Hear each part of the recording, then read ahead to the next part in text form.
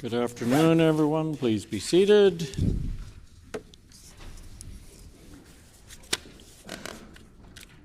Routine proceedings, introduction of bills, committee reports, tabling of reports. The Honourable Government House Leader. Honourable Speaker, I'm tabling the revised estimate sequence for April 22nd and 23rd only.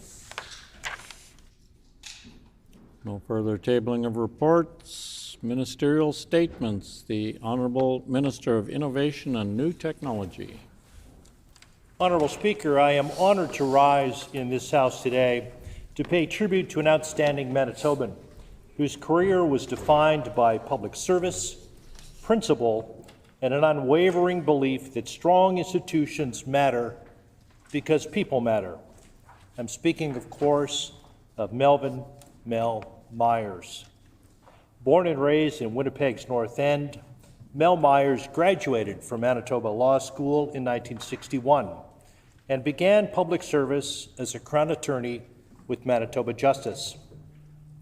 From there, he built a distinguished practice in labor law with a firm that became Myers Weinberg, later Myers LLP. In 1972, he was appointed Queen's Counsel, reflecting the respect he earned across the profession for both his sharp advocacy and his integrity. Manitobans also know Mel as a pioneer in human rights. He served as the first chair of the Manitoba Human Rights Commission from 1974 until 1978, at a time when the work of building fair processes and public trust was still new and still urgently needed. Over decades, he appeared before labor boards, arbitrators, and courts, and contributed to major public inquiries, always with a focus on fairness, due process, and equal treatment under the law. The commitment to democratic fairness also showed in his public interest work connected to Manitoba's election law issues. Mel appeared before the Monden Inquiry into violations of Manitoba's election laws, which examined wrongdoing and helped reinforce the importance of clear rules, ethical conduct, and public confidence in our democratic processes. Mel also invested deeply in people and in the next generation of professionals. He taught labor relations and administrative law at the University of Manitoba, contributed to legal education through bar admissions instruction, and helped strengthen the profession through leadership in the Canadian Bar Association's Labor Relations subsection. Nationally, he co-founded and served as president of the Canadian Association of Labor Lawyers, helping to shape a community committed to principled advocacy and accessible justice. Even after retiring from active practice, Mel continued to serve the public as chair of the Automobile Inquiry Compensation Appeal Commission, helping Manitobans navigate a system that touches families at vulnerable moments. He also gave his time to community institutions, including service as president of the YMHA Community Centre and as a member of the Board of Regents at the University of Winnipeg. And his influence continues through the annual Mel Meyers Labor Law Conference, which brings people together to learn, to solve problems, and to support causes rooted in economic and social justice. Beyond his professional accomplishments, Mel was a devoted husband to Sharon and a loving father to Noel, Paul and Sarah, and Zeta to Emily and Lily. Those who knew him also remember his wide-ranging curiosity and interests, from the arts and theater to history, jazz, and sports, and the way he brought that same energy and warmth to conversations and community life. As Minister of Innovation and New Technology, I am especially mindful that the values Mel championed are the same values Manitobans need as government changes and adapts to new realities. Whether we're improving digital service delivery, strengthening cybersecurity, or shaping how new tools like artificial intelligence are used, the goal is not technology for its own sake. The goal is systems that people can trust, systems that are transparent, accountable, and grounded in rights. Our guiding principle should always be, what would Mel say? Honorable Speaker, Mel Meyers strengthened Manitoba through the rule of law, respect for working people, and a lifelong commitment to human dignity. On behalf of the government of Manitoba, I offer sincere condolences to his family, his friends, and his colleagues. And I invite all members of this chamber to join me in recognizing his lasting contributions and in committing ourselves to the same standard of fairness and public trust that he exemplified. And I ask that members join me in a moment of silence for Mel. Is there leave for a moment of silence once other members have spoken? Agreed and so ordered. The honourable member for Portage-La Prairie. Thank you, Honourable Speaker. I rise today to recognize the life and passing of Mel Meyers, a member of Manitoba's legal and community life who passed away on March 24, 2026. Mel Meyers had a long career in law, beginning as a Crown attorney after graduating from the University of Manitoba Faculty of Law. He later entered private practice, where he became a partner in a firm that continues to carry his name today. Over the years, he appeared before many courts, including the Supreme Court of Canada, and contributed to the development of labor and human rights law in our province and country. He also served as the first chairperson of the Manitoba Human Rights Commission, and he remained active in legal education and mentorship throughout his career. Outside of his professional life, Mel was involved in a number of community organizations and was committed to others through his work and volunteer efforts. He will be remembered as a professional, a mentor, and a family man. On behalf of this House, I extend condolences to his wife Sharon, his children, grandchildren, and all of those that knew him. Thank you, Honorary Speaker. We could all rise for a moment of silence, please.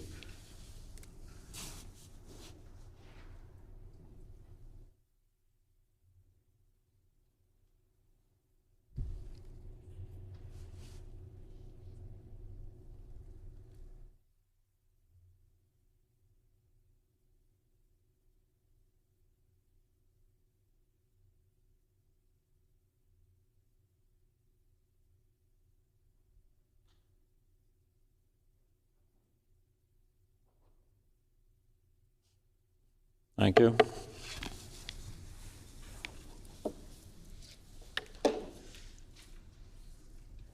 Member statements. The honourable member for Seine River. Honourable Speaker, I rise today, yes, I rise with delight, to celebrate something done wonderfully right. At Collège St. Norbert Collegiate, oh hear me proclaim, the students, staff, and volunteers earned spectacular fame. I attended last week, took my seat in a row, and from curtain to curtain, oh how did it go? The Seussical tale, oh it twists and it turns, with characters loved by young hearts that still yearn. There's Horton the elephant, faithful and true, who hears tiny whoos when no one else do. A person's a person, no matter how small, a message still mighty, a lesson for all. But Honourable Speaker, let's talk about hard work and grit, because none of this magic just happened a bit. Since September, they planned, in November auditions. From January on, full rehearsal conditions. Nearly 90 students, week after week, learning lines, steps, and songs they must speak.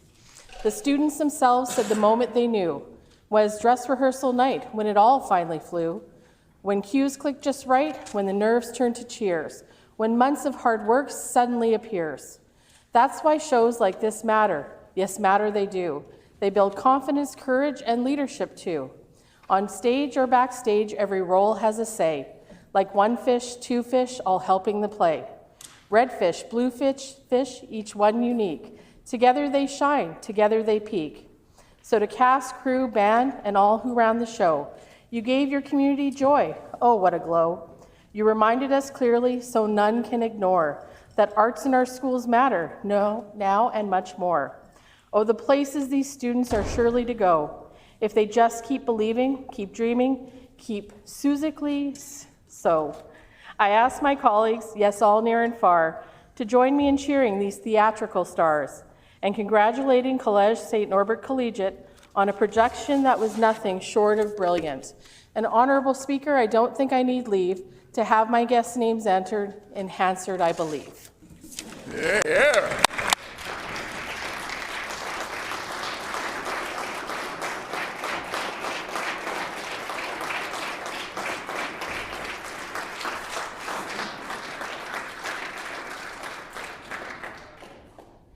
The Honourable Leader of the Official Opposition.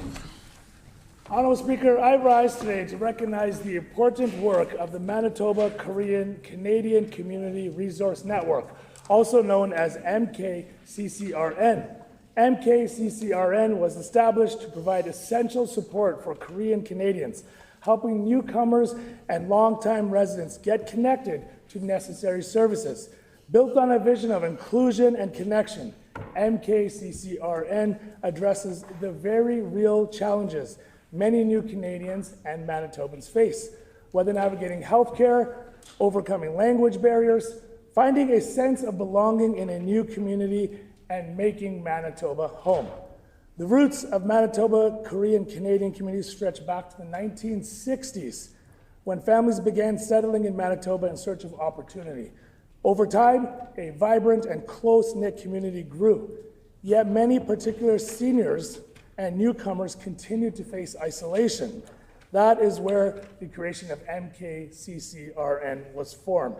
Proudly launched in 2023, it's e-community, creating a central hub for support and connection. I've had the pleasure of attending many Korean events, and most recently the Korean Lunar New Year celebration, alongside many members from our PC caucus. It was a wonderful event featuring delicious food, memorable performances, delicious food, I'll say it again, and vibrant showcase of Korean culture. Heads up, if you plan to attend, bring your wallet with you because they have many amazing Korean vendors selling uniquely Korean items, my favorite being the Korean face cream. Honorable Speaker, I provided a list of names of those in attendance to be included in Hansard, and I ask that members rise and recognize the amazing contributions of Korean, Canadians, and Manitobans. And I also want to take a second to acknowledge that many of them are proudly wearing their traditional garment called hanbok. Be proud, be who you are, proud Manitobans together. Thank you.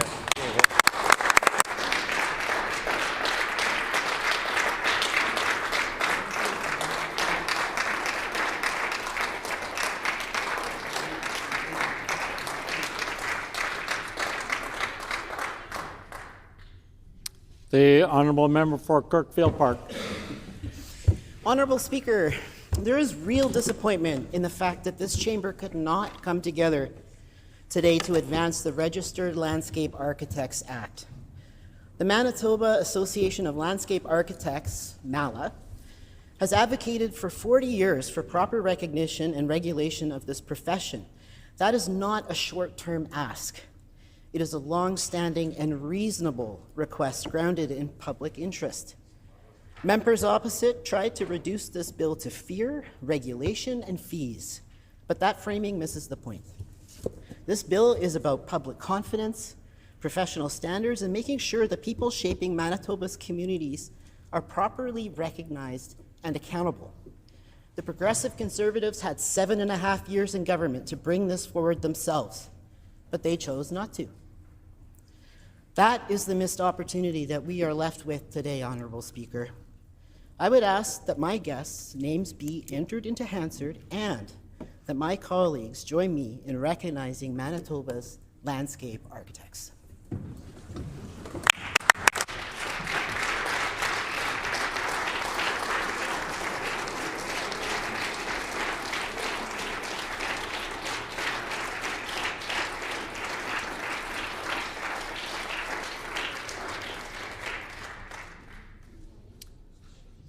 The honourable member for Roblin. I rise today to recognize an individual whose life's work reflects a deep and enduring commitment to law, education, and public service, Mr. Gavin Wood. Called to the bar in 1978, Mr. Wood has built a distinguished legal career spanning decades, while also shaping young minds as an educator. For nearly 20 years, he taught at both the University of Winnipeg and the University of Manitoba, sharing his passion for politics and the law with generations of students. His interest in public life began early, serving as a page in this very chamber in 1969 while a student at Daniel McIntyre. That experience helped shape a lifelong appreciation for the democratic process.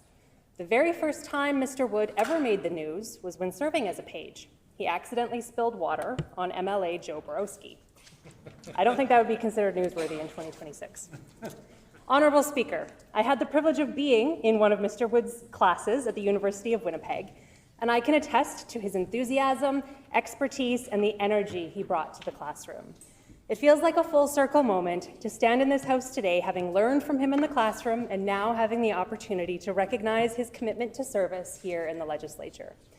Here he is today with us, almost 50 years later, still contributing, still practicing law, and in his words, still trying to get it right. At the heart of his life was his late wife, Joy, whom he describes as the love of his life. In her memory, her estate is making a meaningful contribution to Jocelyn House Hospice. Through this, Mr. Wood has also become a voice for the importance of hospice care, reminding us of the compassion, dignity, and support needed at the end of life, and the incredible work of those who provide it. Mr. Wood's life is a testament to quiet leadership, to service, and to the impact one person can have across generations. I ask all members of this House to join me in recognizing and thanking Mr. Gavin Wood.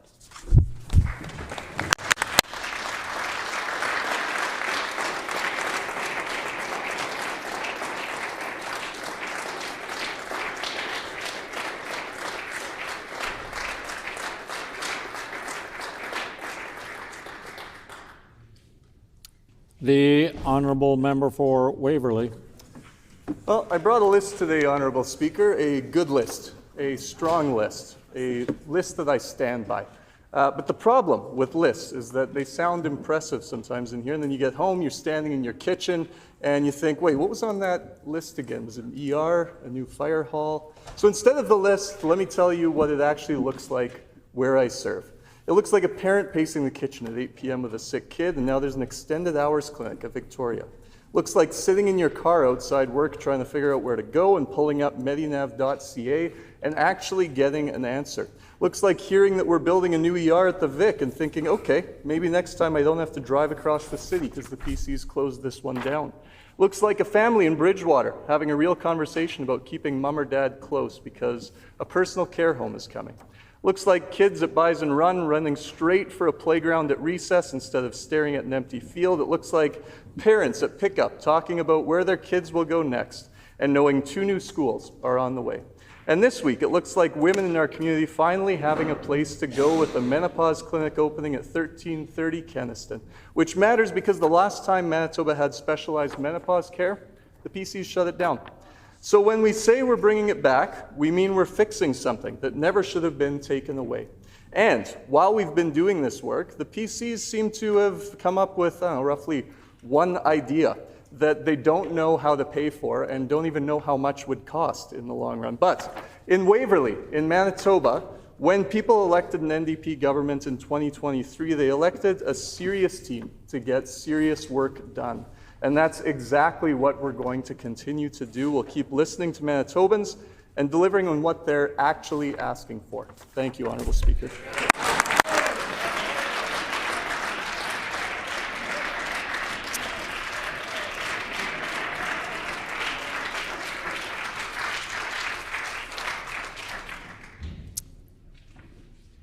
Oral questions. The Honourable Leader of the Official Opposition.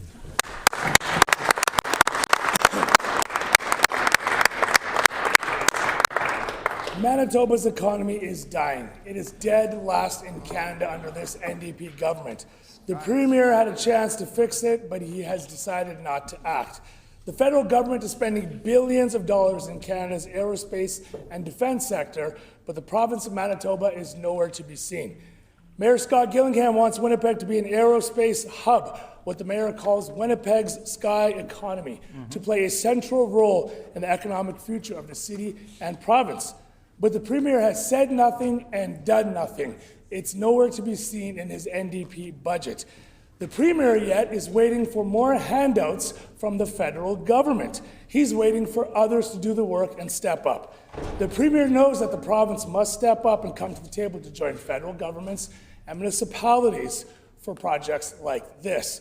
Why won't the Premier invest in an industry that has federal and municipal support to grow Manitoba's economy? The Honourable First Minister. Honourable Speaker, so far we have seen the opening of a new facility at Boeing in Magellan, as well as 17 Wing, and we were able to get the federal government to commit that if they switch fighter jet platforms, that our aerospace sector will be part of that new procurement arrangement. The good news is that's all within the past week. So I welcome the friendly question from the member opposite, because it gives us a great opportunity to thank all the hardworking Manitobans who go to work in the aerospace sector each and every day. Yeah.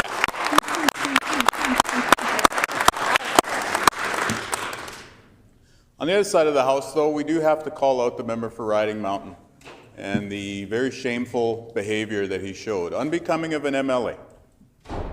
We have the Leader of the Opposition, who has The Honourable Member's time has expired. The Honourable Leader of the Official Opposition on a supplementary question. It's really sad to see the Premier go down this way. The Premier said himself that families are off limits in this chamber. God forbid one of our family members in this chamber gets into trouble. Members would appreciate not being smeared and used as a political tool for this Premier to volley over this way. The Premier should do better. Winnipeg is home to a growing and well-established aerospace sector. But under this NDP government, Manitoba's economy continues to fail. The federal government has stepped up, but the province of Manitoba is nowhere to be seen. Industry is making those investments, the federal government is making the investments, and the provincial government is riding the coattails of the federal government. When will the Premier step up and do the right thing and get back to growing Manitoba's economy instead of destroying it to be dead last in Canada? The Honourable First Minister.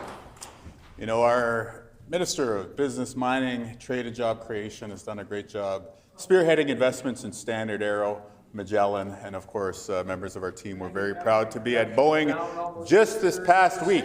Now, the members opposite are chirping, but I remember just yesterday there was a complete silence when we raised the question of the member for Riding Mountain, who offered $1 million to bail out a family member who is convicted of sexually assaulting a minor. Now, this same member has been renominated by the PCs to run in the next election.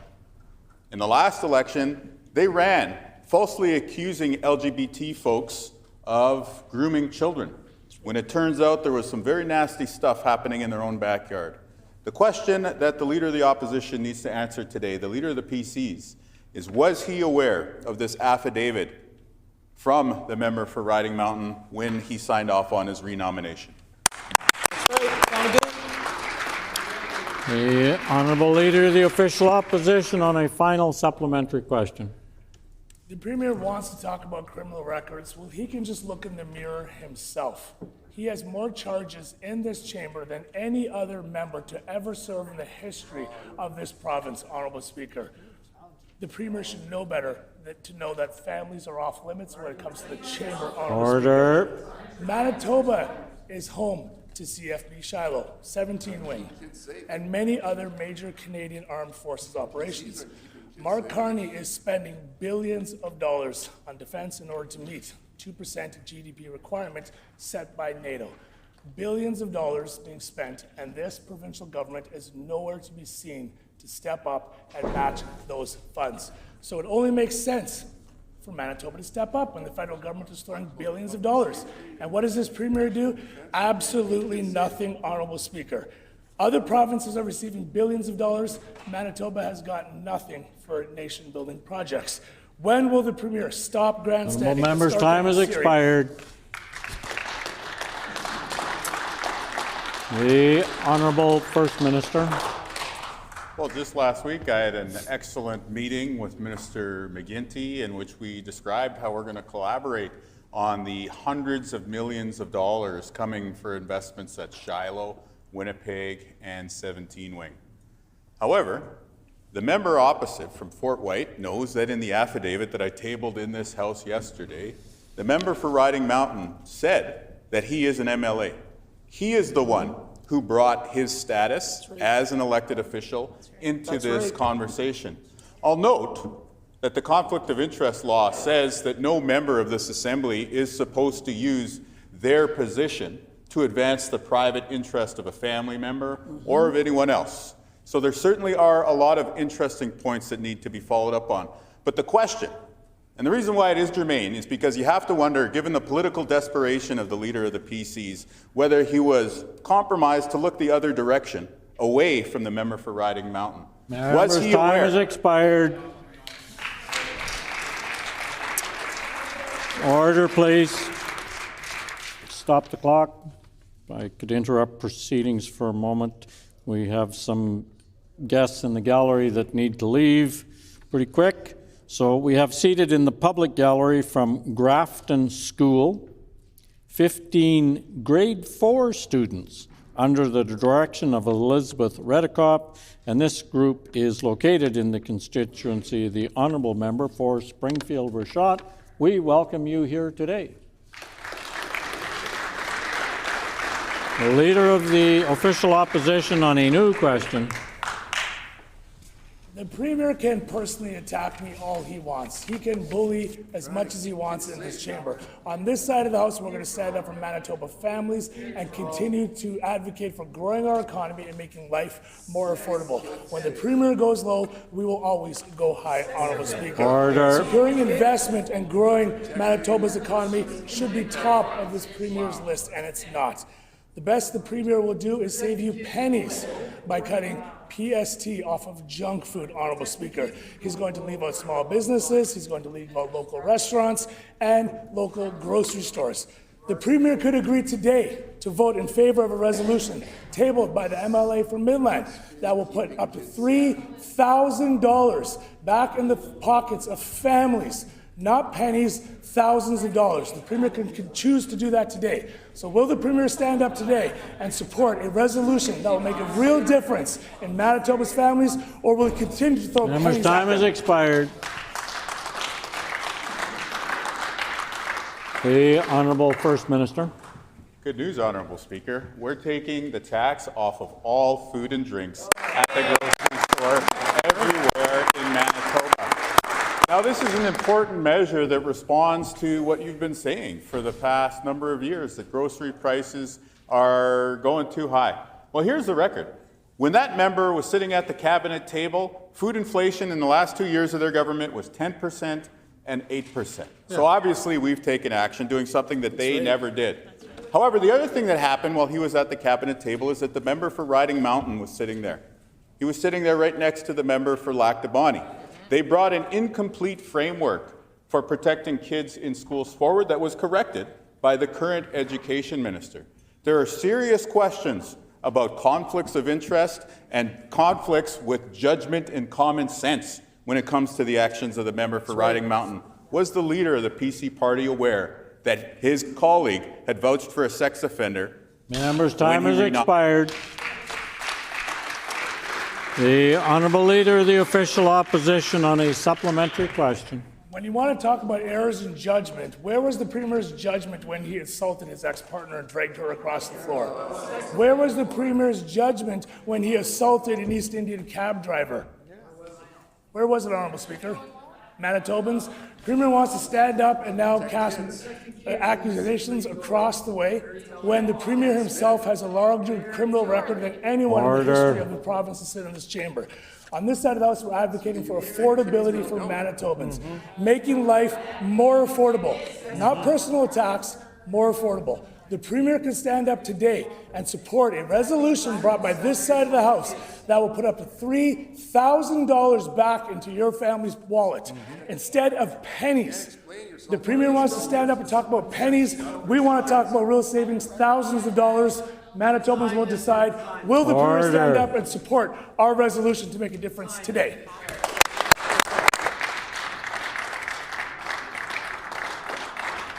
The Honourable First Minister.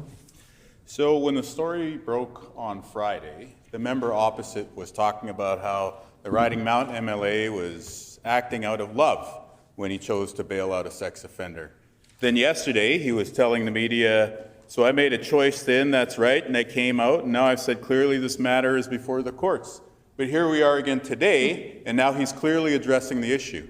So I encourage him to hang on to this little bit of courage he's found and go address this issue clearly in front of the media once question period is over. That's right. Because the question that Manitobans want to know is, was he aware that the Riding Mountain MLA had pledged up to $1 million in bail for somebody who had sexually assaulted a minor? Now, if the answer is no, he was not aware until the Free Press reported on the story, the question that the leader of the PCs needs to answer today is he going to drop the MLA for Riding Mountain as a candidate for the PCs in the next election? That's right. The Honourable Leader of the Official Opposition on a final supplementary question. I have asked the Premier 5 questions on affordability and making life more affordable for Manitobans, and he wants to continue to stand up and launch personal attacks. He can do the right thing and start to make life more affordable today, but he'll continue to stand up and make flashy announcements and smile for the camera. In 25 years under the NDP government, everything has gotten worse. Healthcare is worse. Crime is worse, homelessness is worse, economy is worse, and affordability is the worst it has ever been in the history of this province.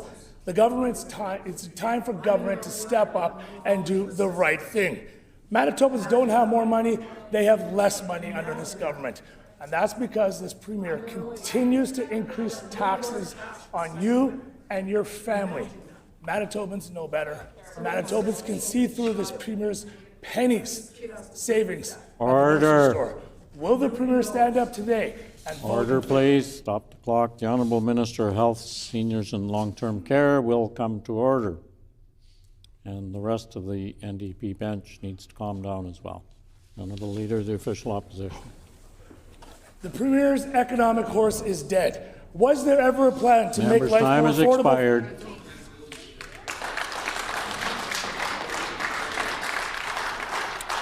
The Honourable First Minister. Honourable Speaker, we're taking the tax off of all food and drinks at grocery stores in northern Manitoba, eastern Manitoba, western Manitoba, and southern Manitoba to save you money.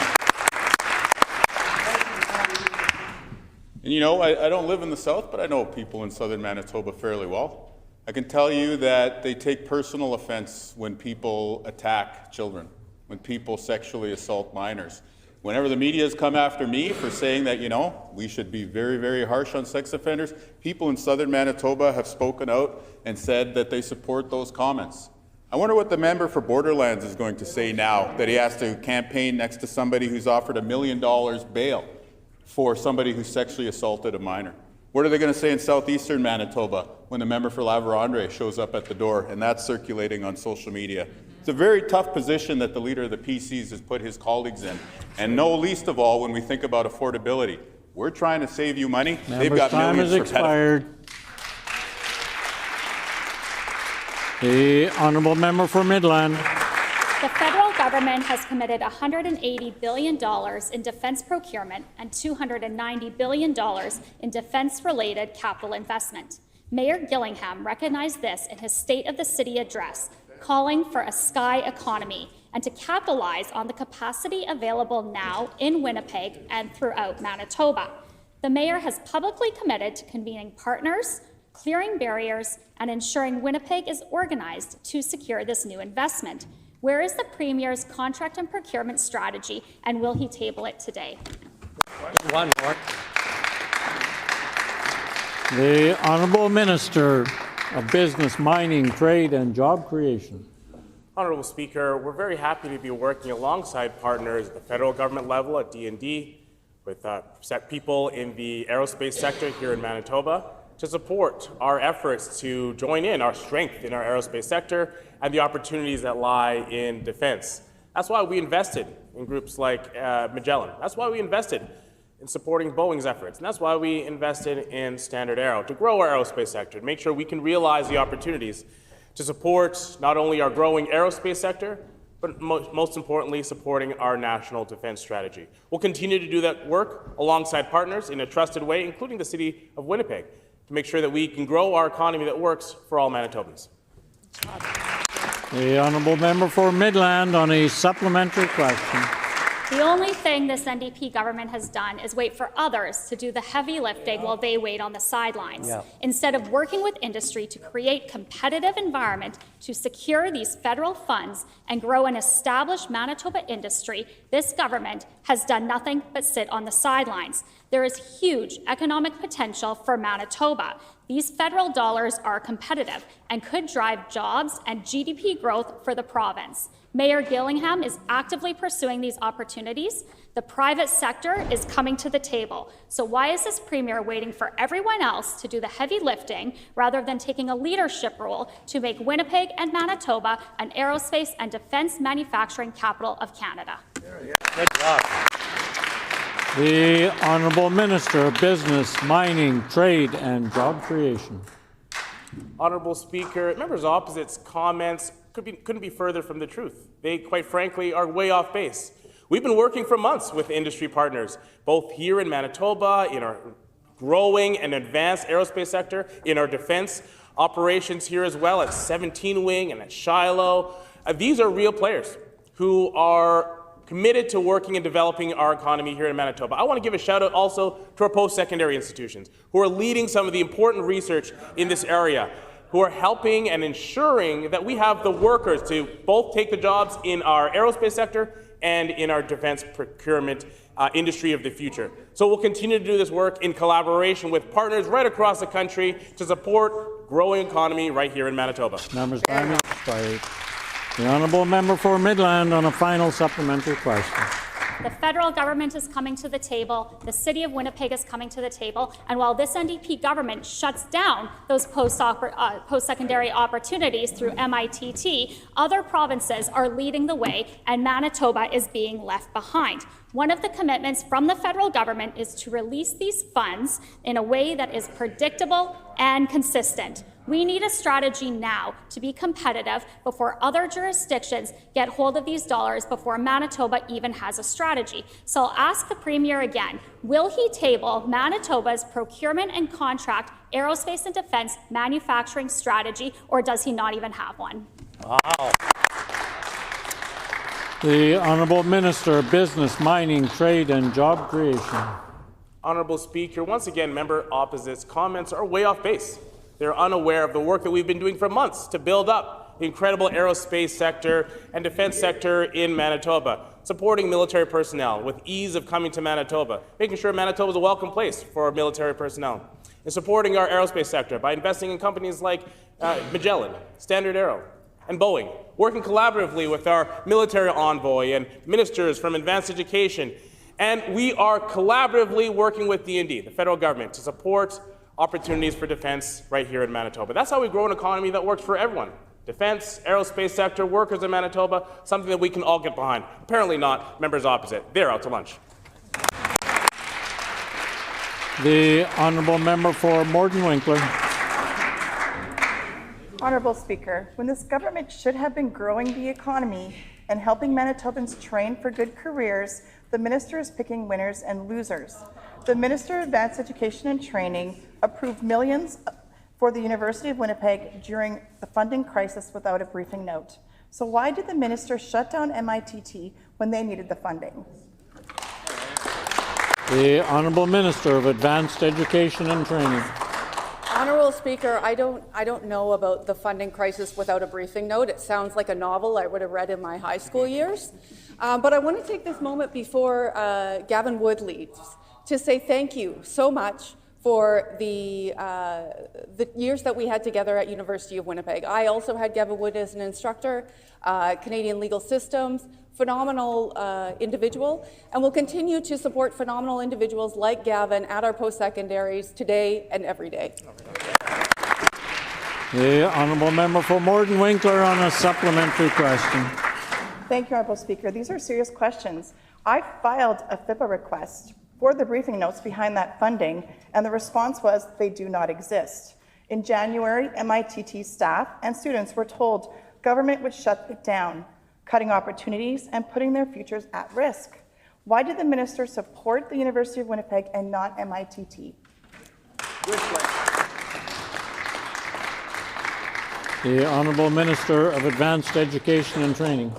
Honourable Speaker, I'm very proud to stand here today to make note of the fact that this government has invested record numbers of dollars into our post-secondary system in this province. We've expanded opportunities all across the province, and the member well knows that the challenges at MITT were not sustainable. The unilateral decision by the federal government to cut international students from an institution that was too heavily reliant on them meant that as a responsible government, we needed to act. All of those students at MITT have continued their programs with Red River or will, and each and every one of those students will graduate and be able to participate in a fulsome way in our economy. It was the right decision at the right time with very difficult circumstances. Member's time has expired. The honourable member for Morden Winkler on a final supplementary question. Honourable Speaker, the minister had 2.5 years to prepare for this. The minister is making decisions without facts or data. That's unacceptable. Skilled trades are essential to Manitoba's economy, and cutting trade opportunities will only make labour shortages worse. Why has the minister taken action that will hurt skilled trades and weaken our Manitoba economy? The Honourable Minister of Advanced Education and Training. Honourable Speaker, I'd like to put some facts on the record. The member is suddenly interested in them.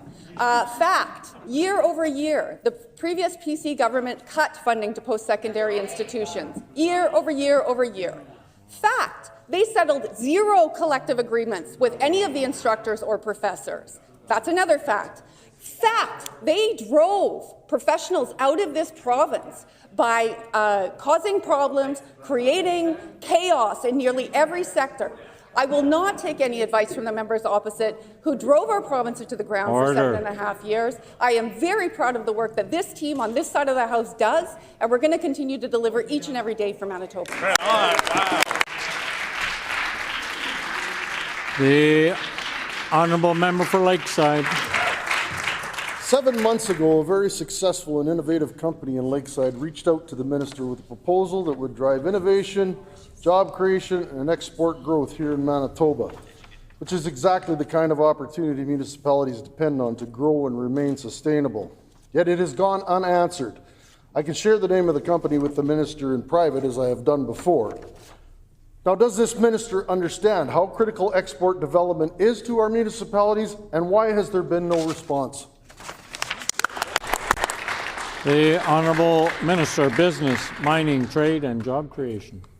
Honourable Speaker, we do understand how important exports are to our economy. That's why we have been standing up against the Trump tariffs, and like members opposite who spend time thanking him for those very same tariffs. Our government supports exporters. We work with Canadian exporters of Manitoba to ensure that we have the support to help navigate the new tariff landscape for local businesses so they can reach new markets. We've doubled our export support program so that more businesses have the resources to make their next big sale along the global market. That's how we work collaboratively with the business industry to support exporters, work with businesses, and we'll keep doing that good work each and every day.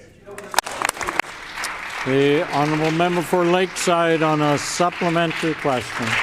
Honourable Speaker, municipalities across Manitoba rely on strong economic development to support local jobs, expand their tax base, and sustain essential services.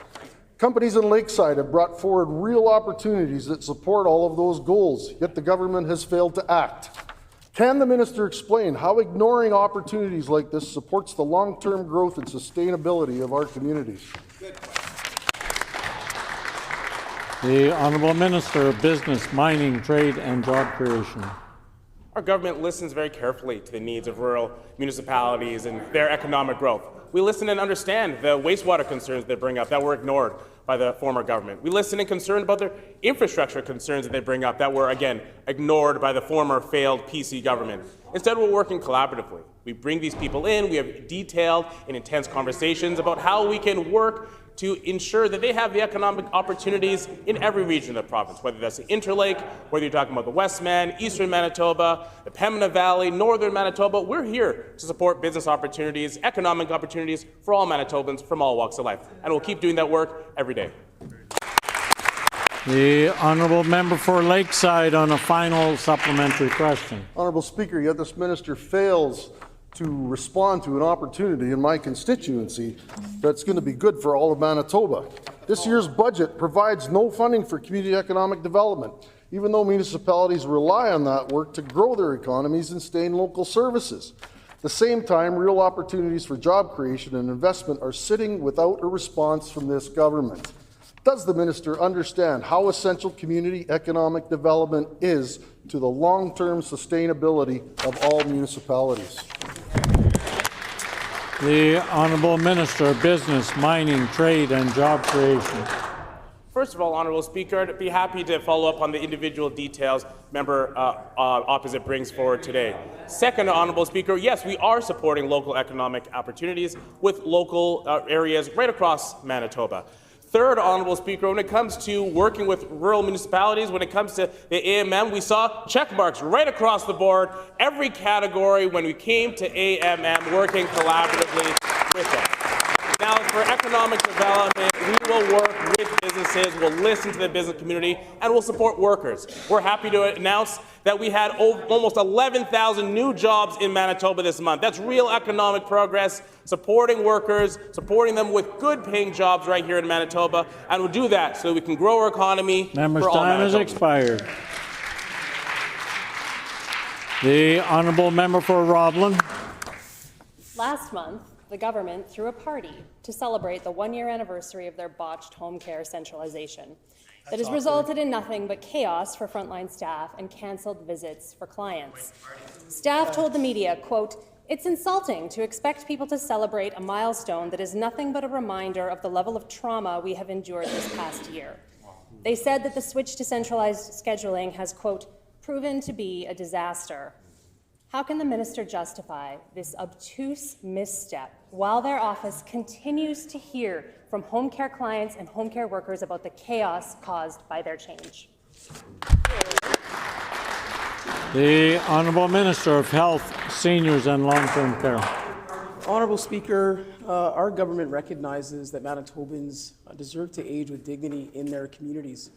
It's why we've taken a number of steps to ensure that we have more folks providing care in our communities across the province. Just recently, actually a couple of weeks ago, we hosted our first job fair. Very successful event. We had 260 people sign up in advance, 131 people show up on the spot, and we had 70 letters of offer signed that day. Wow. Those are all Manitobans who are looking for jobs in healthcare. So we're going to keep doing the work that needs to be done because of 7.5 years of cuts, closures, and chaos for members opposite. The Honourable Member for Roblin. Last September, the Minister of Health was forced to apologize to Manitobans for their decision to centralize home care scheduling and for messing up home care so badly. But 6 months later, they're throwing a party to celebrate the very changes they previously claimed to be walking back. It's no wonder we continue to hear from home care clients and home care staff who are frustrated by cancelled visits and inconsistent scheduling when this government can't even get its story straight. So which is it? Is the NDP breaking their promise and continuing to forge ahead with centralized scheduling and the chaos it created, or is it not? The Honourable Minister of Health, Seniors and Long-Term Care. Honourable Speaker, I want to thank the home care workers, the direct support service workers, the nurses, the coordinators, the schedulers, all of these folks who have come together to form a committee actually in home care that are directly informing the way that we repair the damage that was done by the previous government and address the fact that for 7.5 years, the PC's made zero investments in home care whatsoever. We're doing the real work that should have been done years ago, and I want to thank actually two folks in our departments, ADMs, who intervened in home care, did a lot of research, put a lot of time in to address some of those fundamental concerns. The work continues. Much done, more to do. The honourable member for Roblin. Staff at the scheduling office told media that, quote, "I think they're all living in delusion because the WRHA keeps telling the government that everything's fine and the government is saying, oh, it's getting so much better. In reality, it's not," unquote. Staff told media the home care system has become unsafe due to understaffing, rushed scheduling, missed breaks, and long hours, all of which have contributed to burnout. Staff also said a rumored visit from the health minister never happened. However, during the party, staff were given gifts such as Kleenex boxes and bags of chips. How does this minister explain this slap in the face to frontline home care staff and their clients? The Honourable Minister of Health, Seniors and Long-Term Care. Honourable Speaker, I've had the pleasure of meeting with many home care workers. And I look forward to ongoing meetings with frontline providers, who many of which have worked for home care for decades. And what I've heard loudly and clearly from these folks is that this is the first time they have seen the government in many years actually get involved, get on the ground, bring people together to do the very real work of adding capacity to home care. We're seeing many folks being hired. I'm happy to share in this House that 48 folks, nurses and direct service workers, were hired out of our job fair for home care specifically. That's real progress. And again, Honourable Speaker, we know we can't take our foot off the gas. There's a lot more work to do. There'd be a lot less work to do if for 7.5 years, while she advised Heather Stephenson on healthcare, she had done a single thing. That's right. The Honourable Member for Waverley. Well, after 7 long years under a government that cut funding to environmental organizations, we are rebuilding partnerships and putting Indigenous leadership and environmental stewardship at the center of decisions. And last week, alongside First Nations chiefs, elders, community leaders, and the federal government, an important step forward was announced. Can the Minister of Environment and Climate Change please share how this collaborative work will deliver stronger protections and lasting benefits for all Manitobans? The Honourable Minister of Environment and Climate Change. Thank you to the member for Waverley for that great question. Honourable Speaker, we know that Manitobans love nature. While the PC's gutted environmental protections put Manitobans at risk and ignored science, we're moving forward on one of the largest Indigenous-led conservation initiatives in Canada right here in Manitoba. Last week, I was so proud to stand with Alliance Chiefs, elders, our federal partners, and the Premier to announce we're protecting the Seal River watershed permanently so future generations can enjoy our beautiful province for years to come. This is real action after years of PC failures. Member's time is expired. The Honourable Member for Swan River. Thank you, Honourable Speaker. Wildfire experts are blowing the whistle that there are many fires still burning underground in the north. The minister needs to listen to these experts and finally take a leadership role. He can start by finally being honest and accountable. How many holdover fires are currently burning in Manitoba? Yeah, good question. The Honourable Minister of Justice.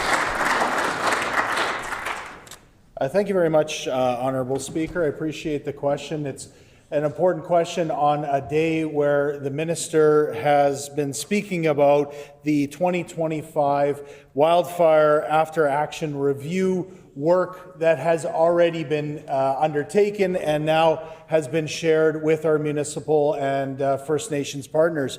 We understand that the wildfire season that we saw last year was unprecedented, but it means that we just need to do more work to redouble our efforts and continue to support wildfire fighting across our province. Doing it in partnership with community is key. And of course, all the investments that we made in Budget 2026 speak to the importance that we place on ensuring wildfires are time fought. has expired. The honourable member for Swan River. Honourable Speaker, we know that last year was a tragically devastating year for wildfires. The question was about how many fires are burning underground right now. Experts estimate somewhere around 80 that are waiting to erupt again and have another tragic fire season in Manitoba. The Honourable Minister of Justice. Thank you very much, Honourable Speaker. As I said, the Minister and our team has been working on this file for the past year and doing so in conjunction and collaboration with community. And because of that work and because of the information that they've been able to build off of, we know that in Budget 2026, there's a $1.2 million upgrade to the Manitoba Wildfire Service weather information and fire mapping systems. We're creating a new initial attack and fire base in the Thompson area. We're adding 19 new firefighters and converting 15 term emergency management staff to new permanent positions and investing $1.1 million in aerial firefighting services. The steps this government time is has expired.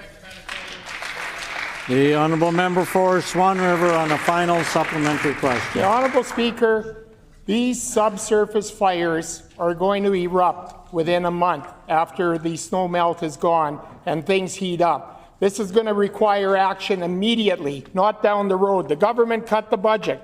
It's in black and white. The same NDP government says they were prepared as much as possible for last season, when we know at Flin Flon there was no IA attack crews, there was no tanker support, but fires from the season are still burning, and the report is silent on this threat. Maybe the minister should finish the job before congratulating himself. He thinks he was as prepared as possible, but also make a big showing of placing an order for water bombers that won't be available until 2031. Why is critical fire capacity being left? Time has expired. The Honourable Minister of Justice. You know, not surprising the member opposite would just sit on the sidelines and attack the good work that this government is doing to support wildfire fighters across this province. Because that's what he did in government. Member opposite sat at the table with his colleagues, and he saw as our vacancy rate for our conservation officers went through the roof. Every year we saw that our firefighters were getting less and less resources. They sold off water bombers in this province, Honourable Speaker. The list goes on and on. He sat on the sidelines then. He didn't say a word. He's now sitting on the sidelines. He has no idea the incredible work our minister and team are doing to support community throughout our province. The Honourable Member for Portage-la Prairie. Honourable Speaker, just to repeat what we heard, the water bomber that we supposedly have on order will not be ready till the 2030s. Wow. And that's from the NDP's own report. We have already made the minister aware of local, immediate, available solution here in Manitoba. In light of predicted severity of the upcoming fire season, why has the minister not taken steps to acquire aircraft that are available right now within Manitoba to help protect our communities? The Honourable Minister of Justice. Again,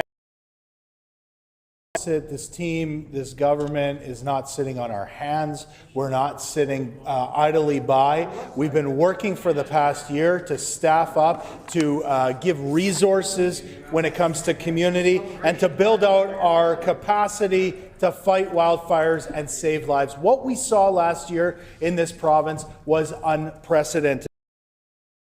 Manitobans displaced.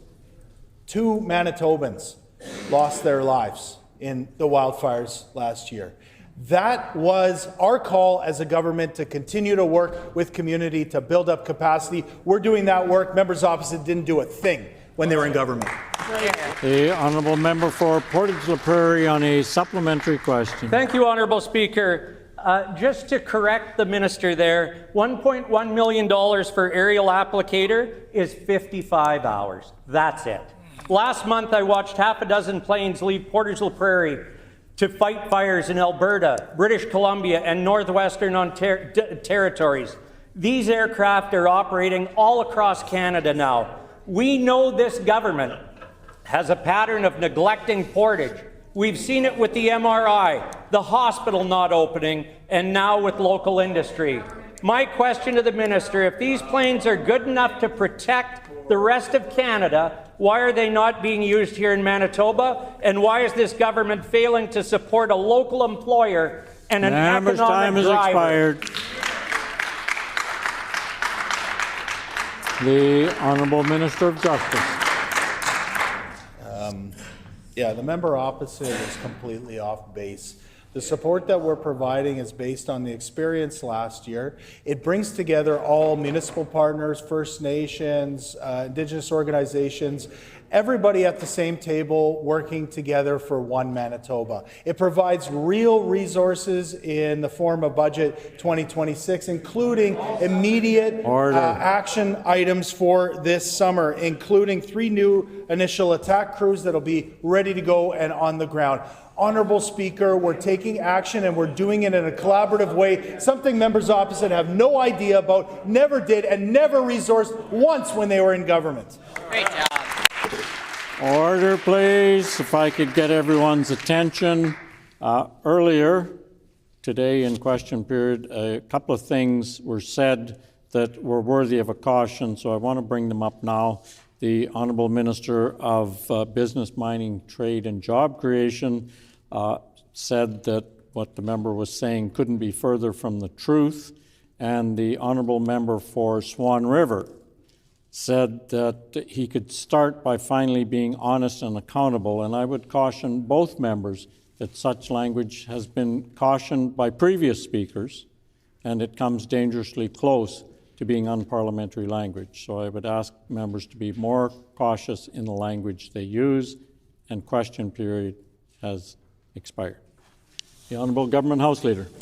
Pursuant to Rule 34(7), I am announcing the private member's resolution to be considered on the next Tuesday of private member's business will be one previously put forward by the Honourable Member for Tuxedo. The title of the resolution is Women's Health in Manitoba.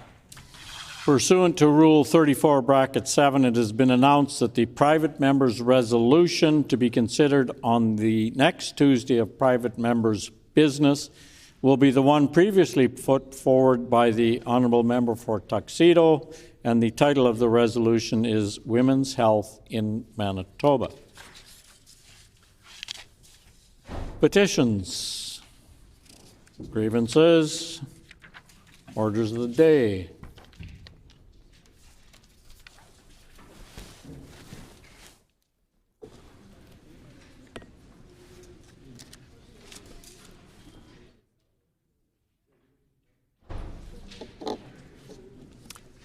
So the hour being 3:30 in accordance with Rule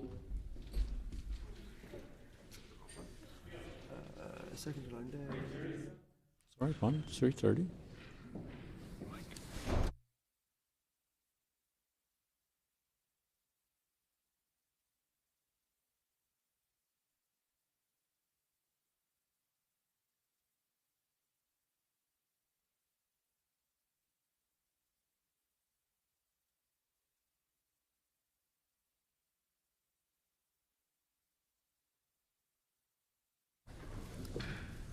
So, as per sub-rule 2(13), today is the second deadline day for second reading of specified bills, and as such, at the beginning of orders of the day, the following provisions shall apply.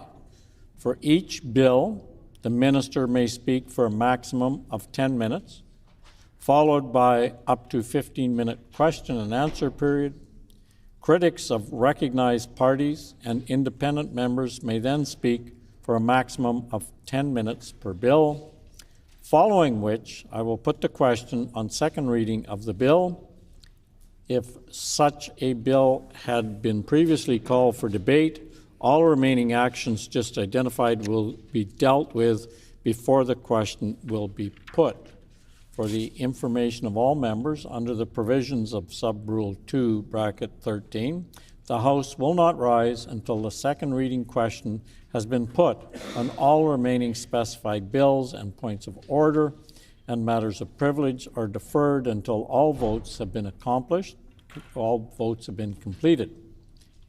If the House is still sitting at 12 o'clock midnight, the debate will be interrupted to put any remaining second reading questions without further debate or amendment, and the division bell shall ring for no more than 1 minute on each question.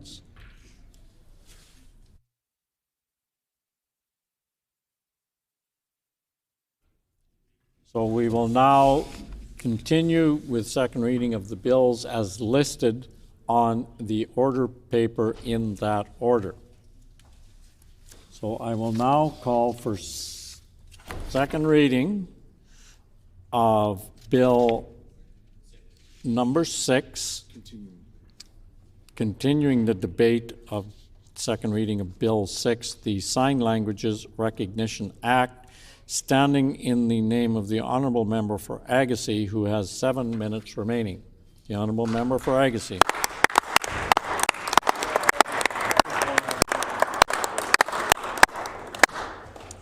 Thank you. I am quite proud to stand here and put a few words on the record in relation to Bill 6, the Sign Language Recognition Act. It is unfortunate that the Minister of Families, the minister responsible for this, has still refused to get up and speak to this bill. First, I want to acknowledge and sincerely thank our American Sign Language interpreters who are present with us here in the Legislature. Their work breaks down barriers and ensures that all Manitobans have access to what happens here in the chamber and access to our debates and the decisions that impact their daily lives here in Manitoba.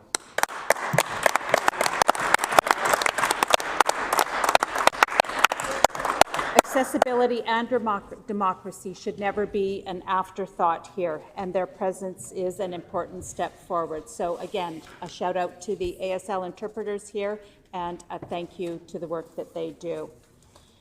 As I said, Bill 6 is an important bill recognizing ASL and LSQ and Indigenous sign languages, and tactile sign language is as distinct languages. Recognition is meaningful, and because language is more than communication, it is identity, culture, and belonging. But recognition must also be matched with action. And I do want to highlight here quickly some of the work that our PC, the Progressive Conservatives, have done in the past when we were in government. And I'm just going to highlight a few. In March of 2023, the PCs established a new $12.6 million grant program to assist eligible seniors, offered a hearing aid program that still exists today. That was what our PC government did. We also invested $352,000 annually to expand coverage for cochlear implant external sound processor replacements. In 2021, the PC team introduced the Manitoba Accessibility Fund. This was a new $20 million endowment fund that provides grants to municipalities, businesses, organizations to help eliminate barriers to their services. And some of the projects that were supported in this, close to $50,000 for Deaf Centre Manitoba, over $24,000 for the Resource Centre for Manitobans who are deaf-blind, providing mental health workshops, $15,000 to New Directions in 2023 to support deaf and hard of hearing individuals, over $33,000 for Equality Communication Centre of Excellence, $25,000 to the City of Winnipeg in 2023 to add audio loop assistive listening systems as a major priority at reception counters. over $42,000 for Squarely Social in 2022 and in 2023 to help raise awareness and educate communications and marketing professionals. $44,000 for the Higher Learning Foundation in 2023. Supported the arts, culture, sport, and community with over $25,000 in mentoring artists for women's art, MAWA, to create online teaching tools. In 2023, $300,000 for a partnership with Indigenous Languages of Manitoba to create and operate 2 language revitalization programs. These were practical steps grounded in a simple idea: when barriers are removed, we can see where everyone benefits. Because inclusion is not just what we say, it is about what we do. There is no question that recognizing sign languages in legislation sends an important message. I look forward to seeing Bill 6 go to committee, where Manitobans, we all know, will be watching to ensure that message is backed by continued investment and action, but most importantly, backed with respect. Thank you, Honourable Speaker. Order, please. Before putting the question, there's some guests in the gallery that have been waiting patiently, and I need to introduce them. I'd like to draw the attention of all honourable members to the public gallery, where we have with us today the Dawson Trail 55+ Apartments Group, who are guests of the Honourable Minister of Advanced Education and Training. And on behalf of all honourable members, we welcome you here today.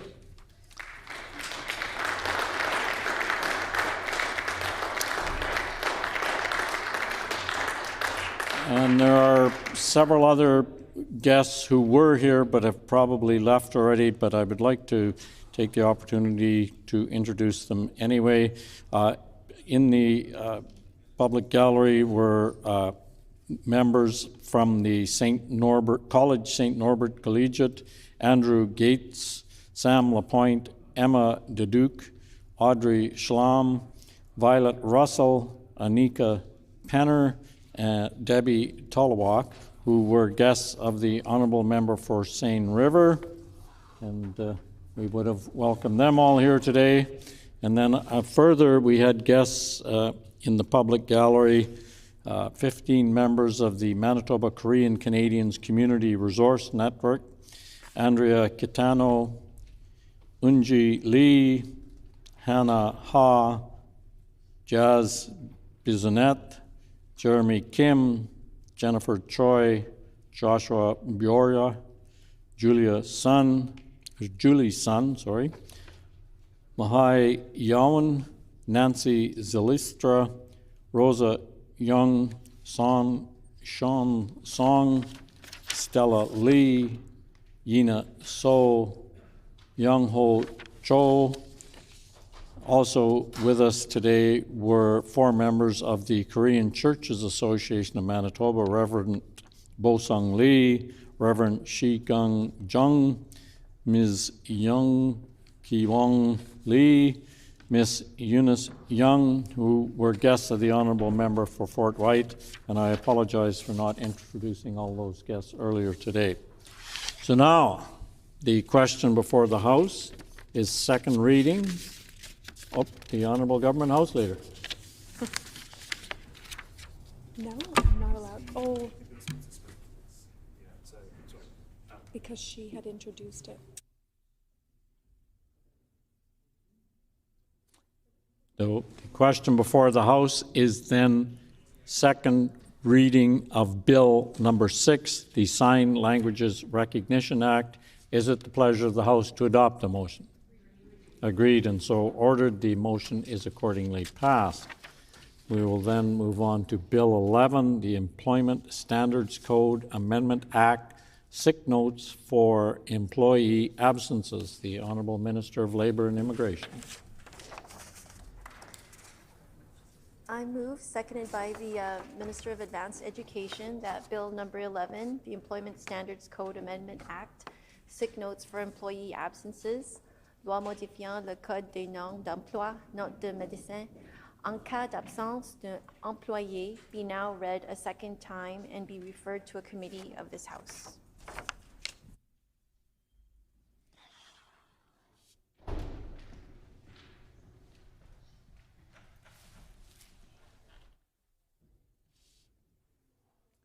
Been moved by the Honourable Minister of Labour and Immigration, seconded by the Honourable Minister of Advanced Education and Training, that Bill number 11, the Employment Standards Code Amendment Act, sick notes for employee absences, be now read a second time and be referred to a committee of this House.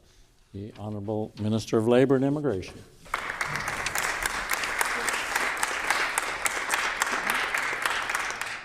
Honourable Speaker, I am pleased to rise to provide comments on Bill 11, the Employment Standards Code Amendment Act, sick notes for employee absences. This bill limits when an employer may require a sick note from an employee who is absent from work due to illness or injury. We have heard that unnecessary sick notes mean extra paperwork without improving absenteeism, and that for our healthcare system, sick notes are taking valuable time that could be better spent elsewhere.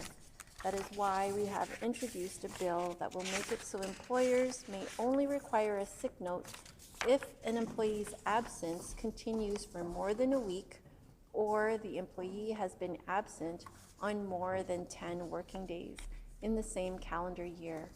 The bill would also clarify that there are a variety of health professionals who may issue a sick note in Manitoba, and that employers must accept such notes from such professionals.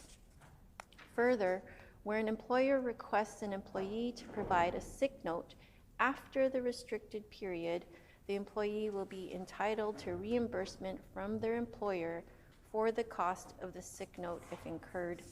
Greater clarity to verification requirements for long-term protected leaves under the code is also introduced that will make it easier for employers to verify and plan for longer-term absences.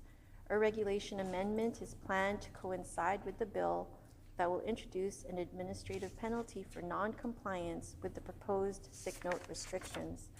These measures will prevent extra paperwork for employers and allow the healthcare system to redirect valuable time spent on sick notes to serving Manitobans. The bill implements consensus recommendations from the Labour Management Review Committee and follows the advice from Doctors Manitoba and the Canadian Medical Association to restrict sick notes. I would like to thank them for their invaluable support. With these changes, Manitoba builds on restrictions found in other Canadian jurisdictions that have implemented sick note restrictions, including the federal government, British Columbia, New Brunswick, Nova Scotia, Ontario, Prince Edward Island, Quebec, and Saskatchewan. It is our government's priority to always stand up for the rights of working people, and these changes support the 2025 Throne Speech commitment to eliminate the requirement for sick notes that add an additional burden on working families and unnecessary paperwork for doctors. Thank you, Honourable Speaker.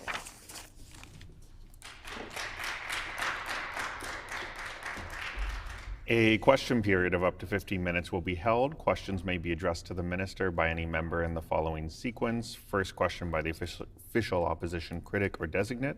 Subsequent questions asked by critics or designates from other recognized opposition parties. Subsequent questions asked by each independent members. Remaining questions asked by any opposition members, and no question or answer shall exceed 45 seconds. The floor is open for questions. The Honourable Member for Borderland. Thank you. Bill 11 expands the list of healthcare professionals who are entitled to provide a sick note. While it is not explicitly stated, would those professionals who provide service through remote means such as telehealth be included?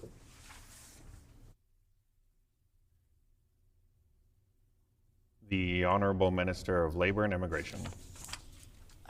Thank you, Honourable Speaker. I'm just a little bit confused about the question. Is the member saying that the professionals, the health professionals, would be providing the sick notes through telehealth, or they would just be I'm unclear about the question.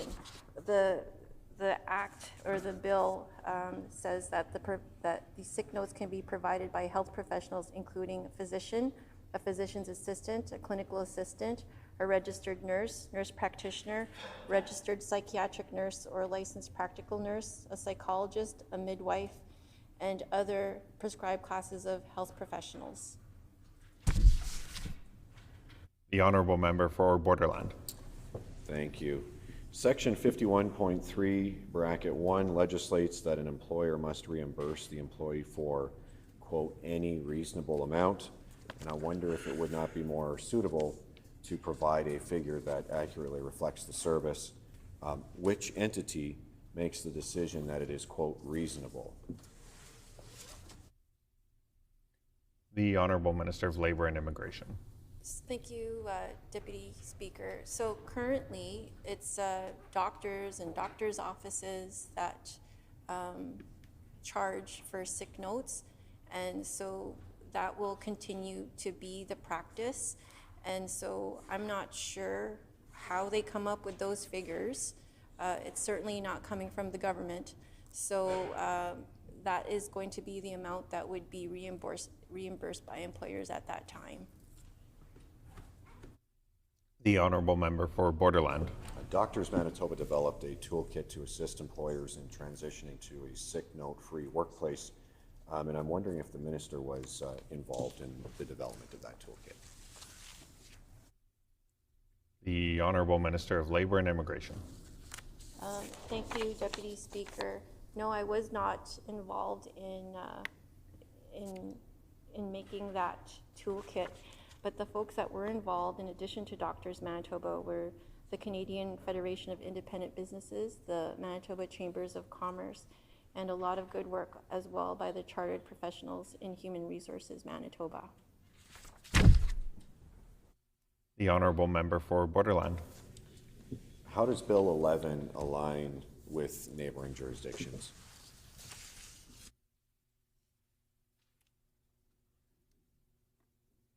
The honourable Minister of Labour and Immigration. Yeah, thank you, Honourable Speaker. So Manitoba, Alberta, and Newfoundland were the only jurisdictions that did not have any acts regarding limits on requirements for employers to procure sick notes from employees. So that meant that everybody else, like the federal government, BC, New Brunswick, Nova Scotia, Ontario, PEI, Quebec, and Saskatchewan all have other acts part of their which would be equivalent to our Employment Standards Act here in Manitoba that would have some kind of The minister's time has expired. Seeing no further questions, is the House ready for the question? Oh, sorry. The floor is open for debate. The honourable member for Borderland. Thank you. I thank the minister as well for bringing Bill 11 forward, and I thank her for the bill briefing as well on Bill 11 and the opportunity to ask questions and learn more about this bill. Current employment standards allow employers to request a sick note for any absence due to illness or injury, which can create administrative burdens for employees and employers. Employees often face out-of-pocket costs to obtain these notes, and short-term absences may be unnecessarily formalized. There is a need to modernize the Employment Standards Code to reduce burden, improve access to care, and clarify employer and employee responsibilities. Previously, employers could require a sick note from an employee for any absence, regardless of duration or frequency. The scope of acceptable health professionals issuing notes was narrow, often limited to physicians. Emerging workplace practices, telehealth services, and diverse health professions necessitate updated guidance. Similar reforms in other jurisdictions have reduced administrative burden while maintaining accountability. Saskatchewan, BC, and Nova Scotia, along with federally regulated workplaces, don't require sick notes for absences under 5 work days. Quebec and Ontario have similar legislation where the limit is 3 days of work. And I think it's interesting as well, worth highlighting that according to Doctors Manitoba, over 600,000 sick notes are requested per year in Manitoba. A third of the time, patients no longer have symptoms to verify by the time they see their doctor. These are unnecessary medical appointments that cost taxpayers over $8 million per year. And eliminating sick notes will free up the equivalent of 300,000 patient visits per year. So with those brief remarks, I look forward to sending this bill on to committee. Thank you.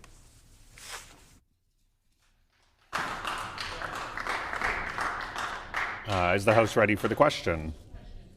I will now put the question on second reading of Bill number 11, the Employment Standards Code Amendment Act, sick notes for employee absences. Is it the pleasure of the House to adopt the motion? Agreed and so ordered. The motion is accordingly passed. We will now move on to second reading of Bill 16, the Mental Health Amendment Act. The Honourable Minister of Housing, Addictions and Homelessness. Miigwech, Deputy Speaker. I move, seconded by the Minister of Sports, Culture, Heritage and Tourism, that Bill 16, the Mental Health Amendment Act, now be read a second time and referred to a committee of this House.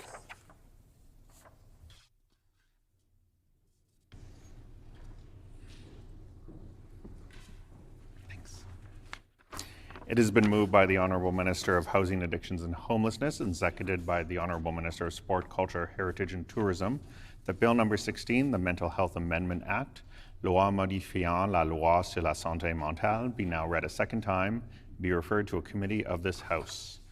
The Honourable Minister of Housing, Addictions and Homelessness.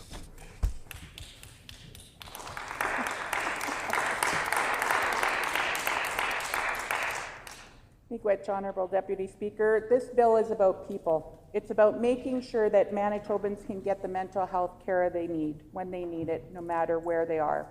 The proposed amendments to Bill 16 will modernize the Mental Health Act by expanding the authority of qualified health professionals, including physician assistants, clinical assistants, and nurse practitioners to conduct examinations and apply for involuntary psychiatric assessments when someone may be at a risk of harming themselves or others. Honourable Deputy Speaker, the Mental Health Act has always been about balance, ensuring timely access to care while protecting the rights and dignity of individuals, including clear review and appeal mechanism. This bill strengthens that balance. It improves access while maintaining the safeguards and oversights that Manitobans expect and deserve. Bill 16 also creates the flexibility to include other qualified professionals in the future, such as registered psychiatric nurses through regulation. Right now, only physicians can apply for involuntary psychiatric assessments. Expanding the number of medical professionals that can apply for an involuntary assessment will directly contribute to reducing some of the pressures on our healthcare system that we're seeing today. Honourable Deputy Speaker, those pressures are being felt right across our province, in our emergency departments, in our crisis response settings, and in our communities. When someone is in crisis, delays in assessments mean delays in care. And those delays can have serious consequences for individuals, for families, and for our communities. That's why this change is being made based on strong recommendations from the Chief Provincial Psychiatrists and psychiatric leadership at Shared Health to help ensure people get timely care wherever they are. We also know that these challenges are not felt equally. Rural, remote, and northern communities often face the greatest barriers to accessing timely mental health care. By expanding who can perform these assessments, we're taking an important step towards equality so that geography is not a barrier to care. Other jurisdictions across Canada have taken similar steps, and we have seen proven improvements in patient flow, reduced wait times, and better outcomes for patients, as well as public safety. Honourable Deputy Speaker, it's also important to recognize how much the role and training of healthcare professionals has evolved. Since the last major review of this Act, the education, competencies, and scope of practice for many professionals has expanded significantly. And I want to acknowledge the regulatory colleges, the College of Physicians, the Surgeons of Manitoba, the College of Registered Nurses of Manitoba, and the College of Registered Psychiatric Nurses of Manitoba, who are all consulted and who are all supportive of the proposed changes to this legislation. We've confirmed that their members have the knowledge, the skills, and the standards in place to take on these responsibilities safely and responsibly. This bill also improves innovation in care and how it is delivered. It will confirm the authority to conduct assessments remotely using virtual technology and allow mental health review boards to hold remote hearings where appropriate. This is especially important for people in rural and northern communities, where travel can be a barrier to timely care and fair review. A brief training course will also be developed to support implementation in collaboration with mental health partners and educators. So, Honourable Deputy Speaker, this is about making our system work better for the people who rely on it, especially in moments of crisis. It's about reducing delays, easing pressures on our emergency department, and ensuring that people are met with care, compassion, and timely support. Bill 16 addresses the real and urgent challenges in our mental health care system, and it does so in a thoughtful, balanced way. So I urge all members of this House to support this bill and to stand with Manitobans in strengthening access to mental health care so that everyone has the opportunity to live with dignity and the best quality of life, no matter where they live in our great province of Manitoba. Miigwech.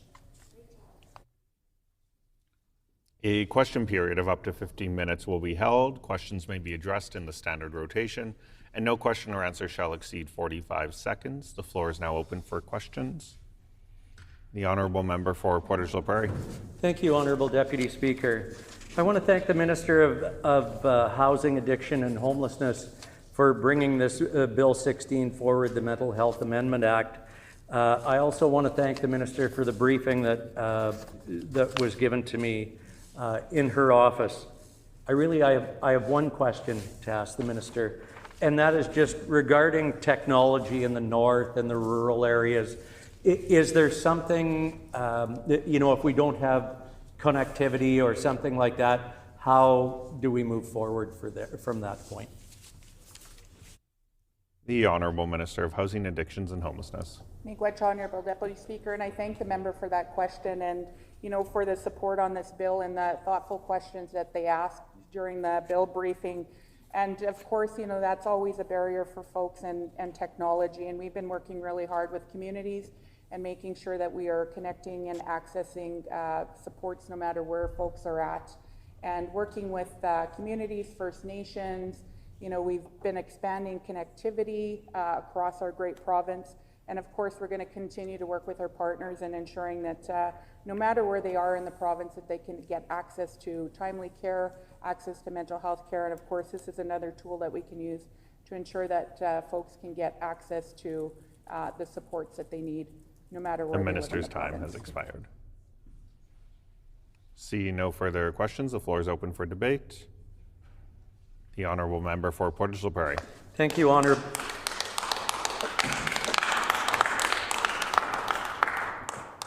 Thank you, Honourable Deputy Speaker.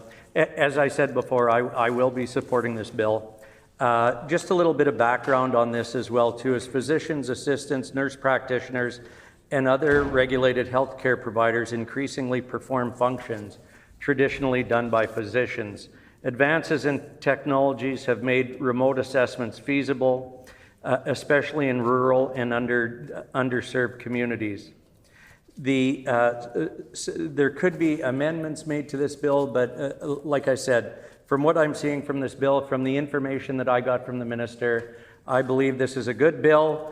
There's no reason for any further debate on this, and I will be supporting this bill. Thank you. The House ready for the question? I will now put the question on second reading of Bill number 16, the Mental Health Amendment Act. Is it the pleasure of the House to adopt the motion? Agreed and so ordered. The motion is accordingly passed, and we will move on to second reading of Bill 19, the Animal Care Amendment Act. The Honourable Minister of Agriculture. Thank you, Honourable Deputy Speaker. I move, second by the Minister of Housing, Addiction and Homelessness, the Bill 19, the Animal Care Amendment Act, now to be read a second time and referred to the committee in the House. Okay. Oh, I'm sorry. Okay. Okay. My apologies. The Bill number 19, Animal Care Amendment Act, be now read the second time and be referred to a committee of this House. Her Honour, Lieutenant Governor, has been advised the bill and tabled a message. Okay.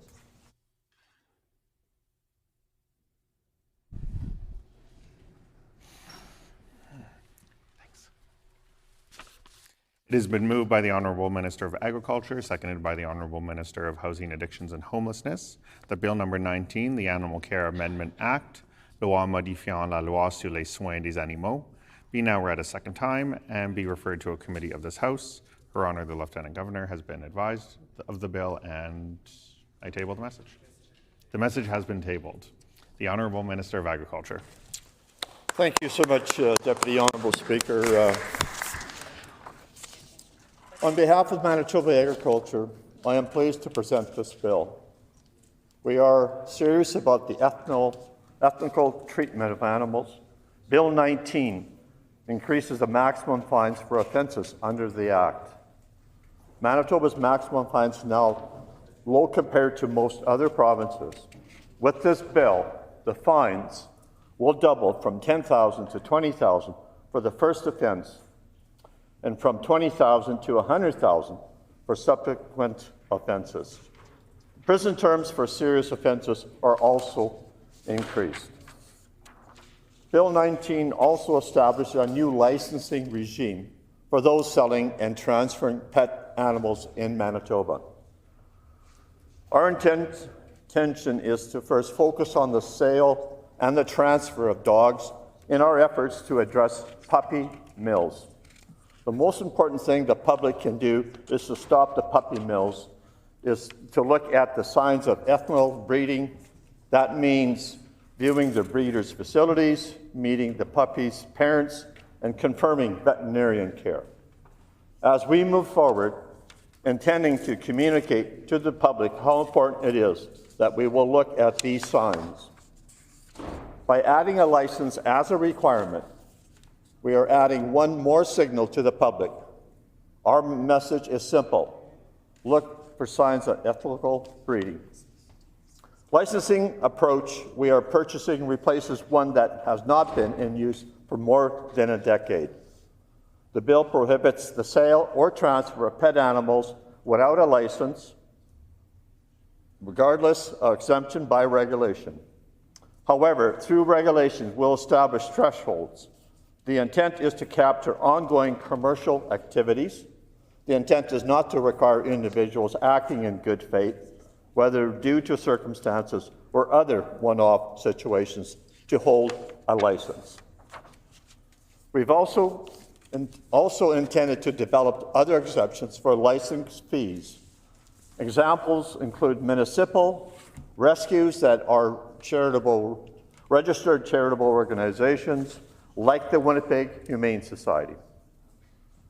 With the passing of the bill, agriculture looks forward to its work monitoring online advertisements of pet animals for sale. And there are other elements in this bill. The bill allows us to adopt animal health and welfare codes and standards by regulation. These standards are supported by animal industrial quality assurance programs and evolving scientific standards in companion animal care. This allows our actions to be timely. It's a response to the industry. It benefits animals and assists Manitobans who care for animals. It also allows for immediate incorporations of current industry-approved animal care standards. The bill also addresses some procedural matters when Manitoba pursues a court order with individuals who are no longer able to care for their animals. We need to ensure people have access to justice, and while others preserve our strong system of animal protection. Lastly, it is our intention to bring forward regulatory changes to support this bill. I've mentioned some elements include exemptions to licensing, and we also intend to make an offense to abandon of pet animals. This bill supports Manitoba Agriculture ongoing mandate on animal care and welfare. Thank you, Honourable Deputy Speaker.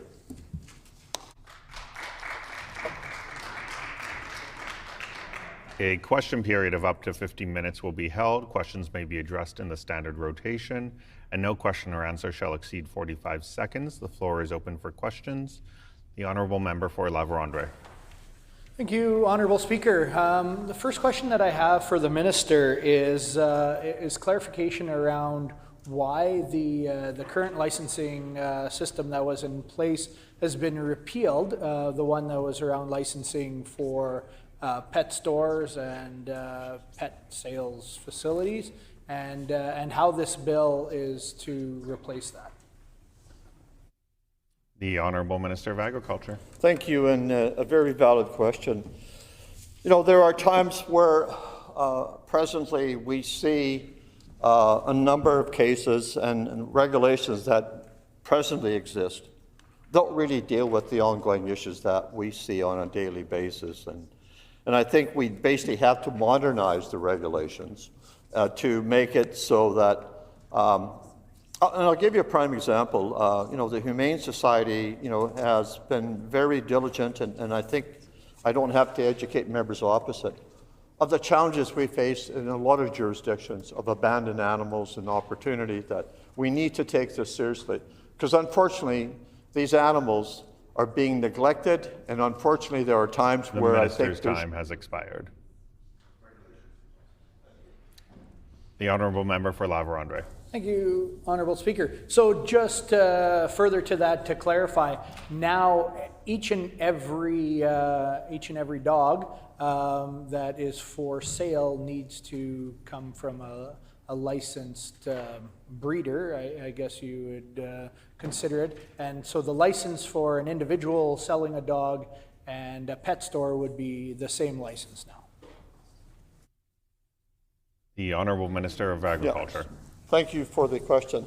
No, this is meant for, a prime example is puppy mills. These are industry that seems to have no regulations and no accountability. I'll take example as a producer, a farmer that has a dog that unfortunately gets bred unintentionally.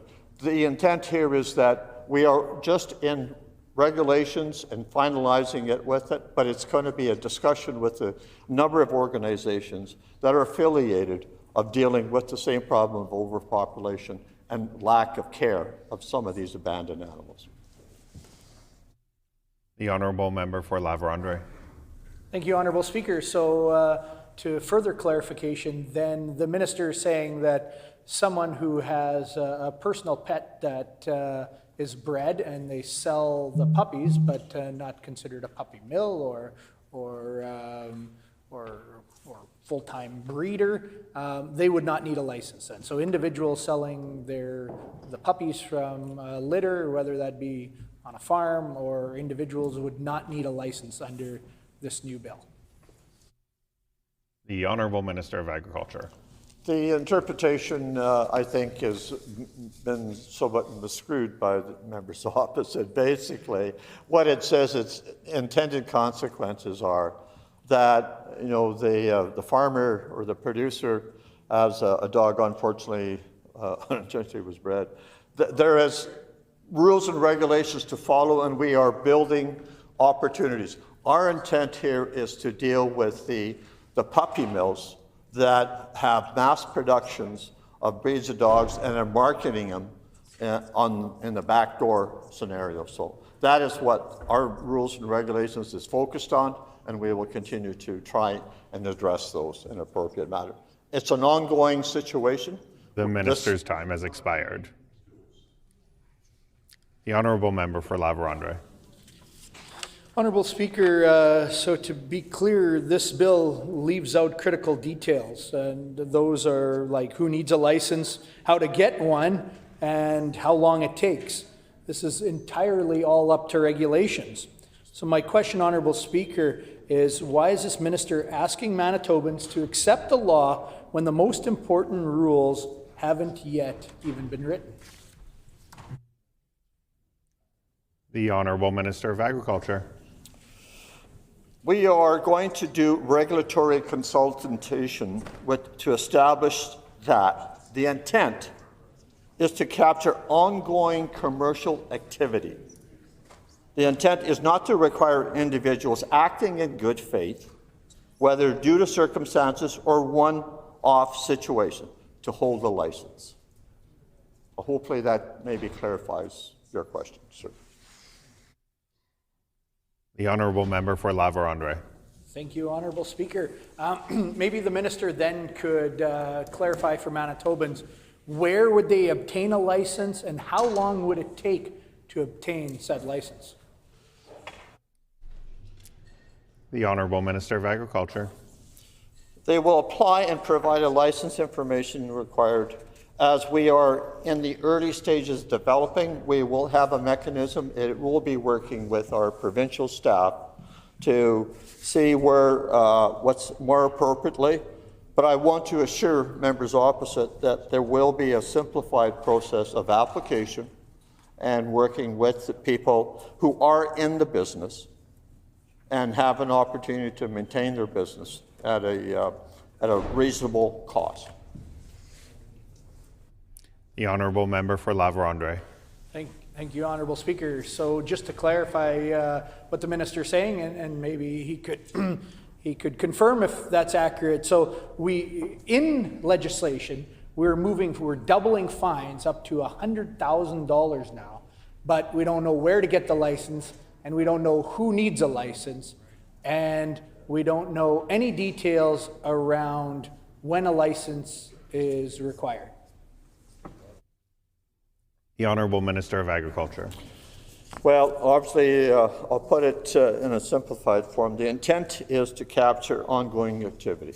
In order to obtain a license, right, they will apply and provide license information, and the matter will be determined through regulations. So we will have further information to provide as we work on regulations with our department staff. The honourable member for La Vérendrye. Thank you, Honourable Speaker, for that clarification. So we don't know where to get a license, we don't know who to go to get the license, we don't know who needs the license, but we do know that the fines have doubled. So further to my line of questions is I wonder if veterinarians are needing to be involved in the approval process for who gets a license, as in large animal care. Now in agriculture, you need the approval of a veterinarian to get medication and to approve movement licenses. Would that also apply for this new legislation? The Honourable Minister of Agriculture. In our consultation with the various organizations, and let me be clear in the statement. Obviously, I think the members opposite failed to recognize the challenges that the number of organizations such as the Canadian Kennel Club, Winnipeg Humane Society, the Animal Justice Group, they needed to be consulted, and they have been consulted, and we will continue to build a plan. The application for a license will be very simple, online. But we are working on the finer details, and it's not intended to go against anybody wishing to stay in the business and maintaining their opportunity. I think what we're trying to do... The minister's time has expired. The honourable member for La Vérendrye. Thank you, Honourable Speaker. So I can appreciate that everything in this bill is going to be in regulation, and all that we know is what the fines are. So I can accept that, but in the bill briefing, the minister and his staff had highlighted that there will be a safety mechanism that licenses would need to have interaction with a veterinarian. So I just want to clarify if dogs that are bred for sale will have oversight by a veterinarian. The Honourable Minister of Agriculture. Thank you so much. We definitely want to have a licensing regime, as we understand. How will someone get a license? And I'll get us back to it. They will apply and provide the license information that we require, and the matter of this will be determined in the regulations. How will this be enforced? We will be monitoring online activities, and for those advertising without display of a license, we will also respond to concerns and complaints. But we do have the department resource officers in place. The chief veterinarian officer will also be involved in this. It is just basically an understanding of regulations to minimize the puppy mills that exist in our province and the minister's time has expired. The honourable member for Laverne-Rondry. Honourable Speaker, would the minister please be able to clarify if a license isn't able to be obtained within an appropriate amount of time, within the amount of time that that is necessary to have the sale of a litter of puppies, what would be the consequences if that approval is delayed? The Honourable Minister of Agriculture. Thank you so much, Honourable Deputy Speaker. I'm assuming that member office is trying to make a worse scenario out of this. It's a very simplified process by simply applying online and based on historical information, research or not, I don't foresee any challenges. But let me be clear. This is a proposal with one of many tools in the toolbox. And we will be working with agencies, and we will be giving adequate time as we move into this formulation of addressing this issue. And I hope member opposite can somewhat support the minister's time has expired. The honourable member for Laverne-Rondry. Honourable Speaker, so if it's an immediate approval process on an online application and there is no delay, what oversight does this bill create to improve the safety of dogs in the province? The Honourable Minister of Agriculture. Well, I'm sure the member opposite is quite familiar if the example that the member opposite is trying to determine that unexpected pregnant dog has puppies, I think anybody that has any association with this dog would soon diagnose, and there would be adequate time. So I think rather than make a ghost story out of this, I think there would be more than adequate time in the application process. It's fairly simple. Just the communication through the chief veterinarian officer, through the local veterinarian clinics will be public knowledge, and applications can be put into place. But I think it's not as complicating as the member opposite is trying to make it. The honourable member for Laverne-Rondry. Honourable Speaker, with that one final important question that I need to pose to the Agriculture Minister is, what direct role will Crown Lands play in the development of this bill? The Honourable Minister of Agriculture. Thank you, Honourable Deputy Speaker. And I love the sense of humour that, but some of these are border collie dogs, and they obviously are going to be used on Crown lands to chase cattle around in the area. So, and all support of the good breed of the border collie dogs. And they are an excellent dog in the cattle industry where Crown lands is used often. Thank you, Mr. Rich. See no further questions. The floor is open for debate. The Honourable Member for Laval-Landry. Thank you, Honourable Speaker. Thank you for the opportunity to rise and speak to Bill 19. And let me be clear, and I think I tried to portray that in the question, is that animal welfare is of utmost importance. Whether you're a pet owner or you're an agriculture producer, many of us here, including the minister and myself, born, raised, and still currently live on a farm. So we see whether it's animals that we rely on for our livelihood or their companion pets. We, on both sides of the house, are passionate about animal welfare. The question before us today is whether this legislation actually improves outcomes, and that's why I asked the order of questions as I had. And you know, the question is whether it creates a better outcome for the animals or whether it creates confusion, unintended consequences, and of course, more red tape, as we know the NDP sure love to create. And you know, that's where our concerns begin. Because when you look closely at Bill 19, what stands out is not what's in the legislation, but it's what's missing.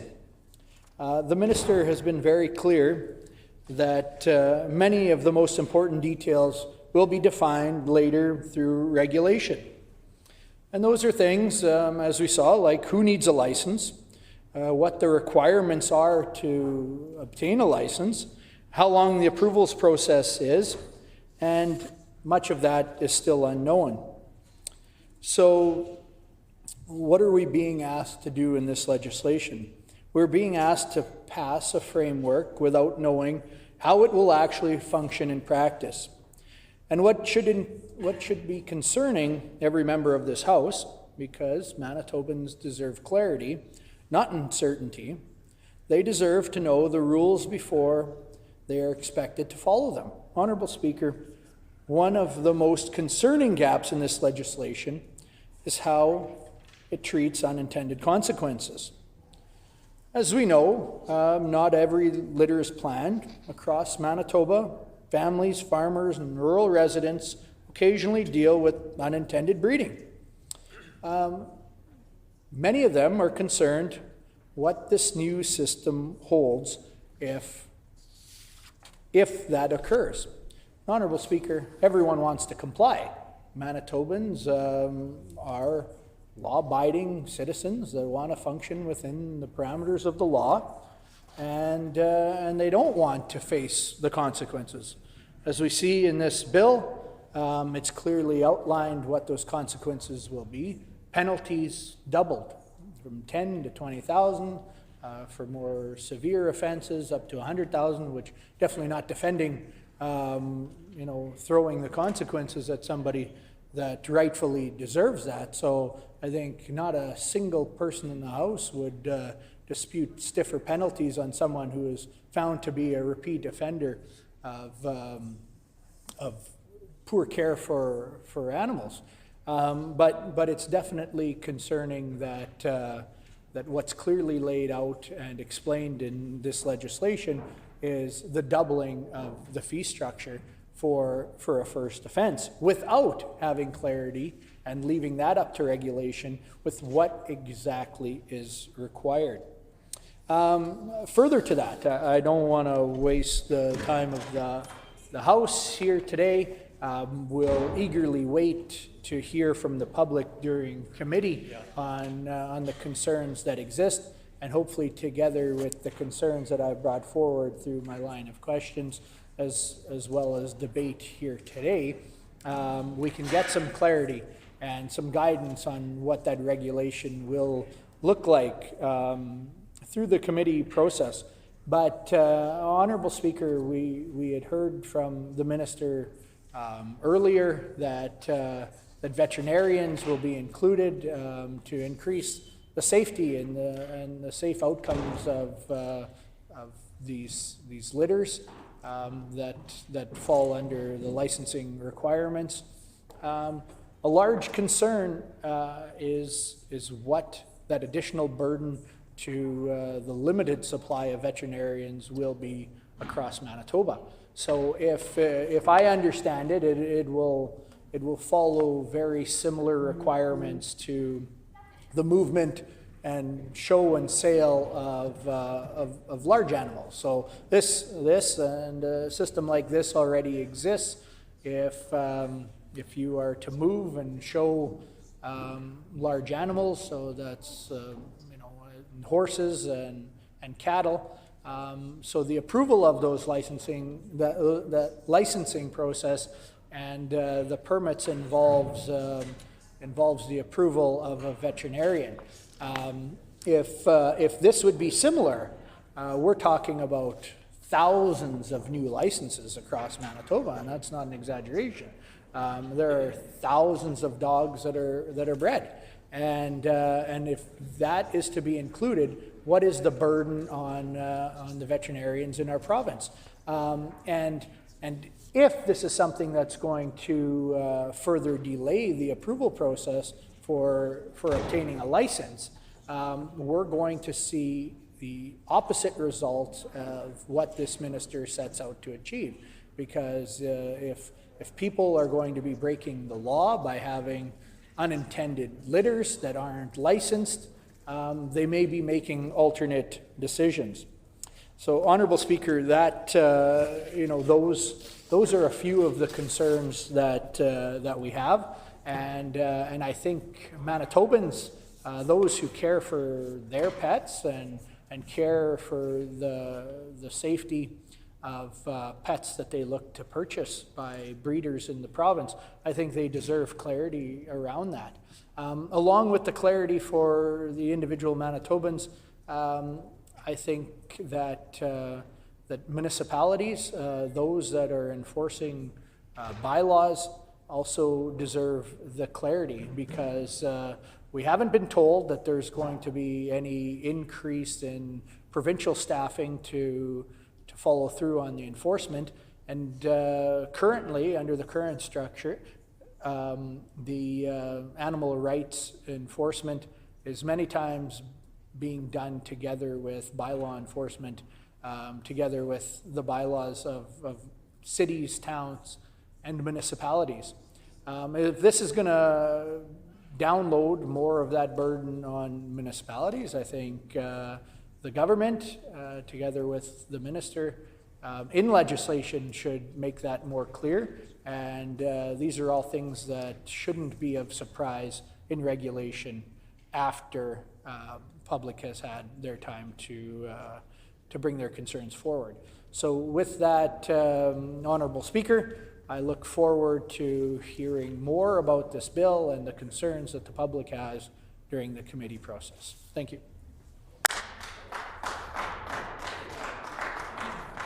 Is the House ready for the question?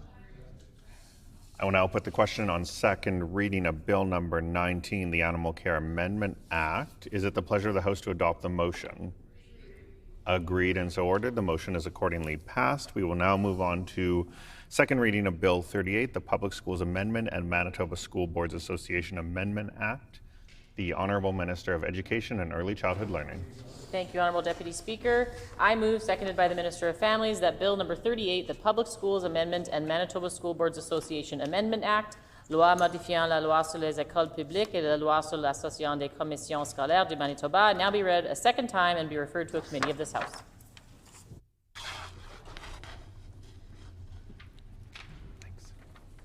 It has been moved by the Honourable Minister of Families and Early Childhood Education, seconded by the moved by the Honourable Minister of Education and Early Childhood Learning, and seconded by the Honourable Minister of Families, that Bill number 38, the Public Schools Amendment and Manitoba School Boards Association Amendment Act, loi modifiant la loi sur les écoles publiques et la loi sur l'association des commissions scolaires du Manitoba, be now read a second time and be referred to a committee of this House. The Honourable Minister of Education and Early Childhood Learning. Thank you, Honourable Deputy Speaker. Bill 38 builds on the great work our government is doing to restore our education system, rebuild faith in that system, and support safe and caring schools in every corner of our province. Bill 38 takes concrete steps to protect students, to ensure that all divisions are led by experienced educators, and to expand the supports available to First Nations educational organizations across Manitoba. This bill supports safe and caring school environments by updating provisions related to the Provincial Code of Conduct to focus on student behavior and to broaden the definition of bullying to ensure it captures the use of generative AI technologies. The definition of bullying is being broadened to include harm to individuals, groups, and a broader school community. These changes to the definition of bullying better reflect the realities of today, specifically with the advancement of technology. As society changes, we are making changes to our legislation in response to ensure that we are responsive. Language in the Public Schools Act will be revised to better align with the revised student-focused Provincial Code of Conduct, since teacher behavior is already governed through professional codes of conduct, through employment agreements and collective agreements. Bill 38 also ensures school divisions and districts will be led by qualified and experienced educators by legislating the requirement that school divisions and districts hire a superintendent, establish minimum qualification standards for superintendents, which include having previous teaching experience and a teaching certificate in good standing, and administrative experience relevant to the duties of a superintendent, and defining the core responsibilities of that role. While all school divisions have a superintendent in place, this is really just a practice. This is not a requirement in the Act, so this bill legislates that requirement, which was the request from the sector and something our government sees great value in. There's also a requirement for school boards to notify the minister with the name and qualifications of any newly appointed superintendent within 10 days. The amendments will lay out in statute the responsibility of superintendents for implementing school board policies, administering educational programming, and acting as liaison between the board and government. These responsibilities, in addition to any other powers, duties, and functions assigned to them by the Act or the school board. In order to ensure that all school boards can benefit from the input of an experienced and qualified educator when making hiring decisions, school boards will be required to provide superintendents at minimum with the opportunity to provide hiring recommendations for new staff. Through amendments to the Manitoba School Boards Association Act, this bill also expands eligibility for full membership in the Manitoba School Boards Association, the MSBA, for Indigenous educational organizations and other organizations, and promotes representation of Indigenous voices in the association and in our education sector more broadly. By expanding eligibility for membership in the MSBA, this bill will give Indigenous education organizations and other organizations access to a range of programs and services, including labor relations, human resources support, bargaining support, risk management, trustee education, employee benefits, insurance, and policy development. Through the MSBA, this membership will also provide Indigenous education organizations and other organizations with a common voice with which Manitoba school boards can speak to governments or other organizations at the local, provincial, or national levels on issues of interest or concern. This is yet another example of how we are working as a government to create one Manitoba by working in partnership across sectoral and jurisdictional lines. Bill 38 also gives the MSBA board full discretion to approve or reject application for full membership based on criteria that is provided in legislation and criteria as set out in MSBA bylaws.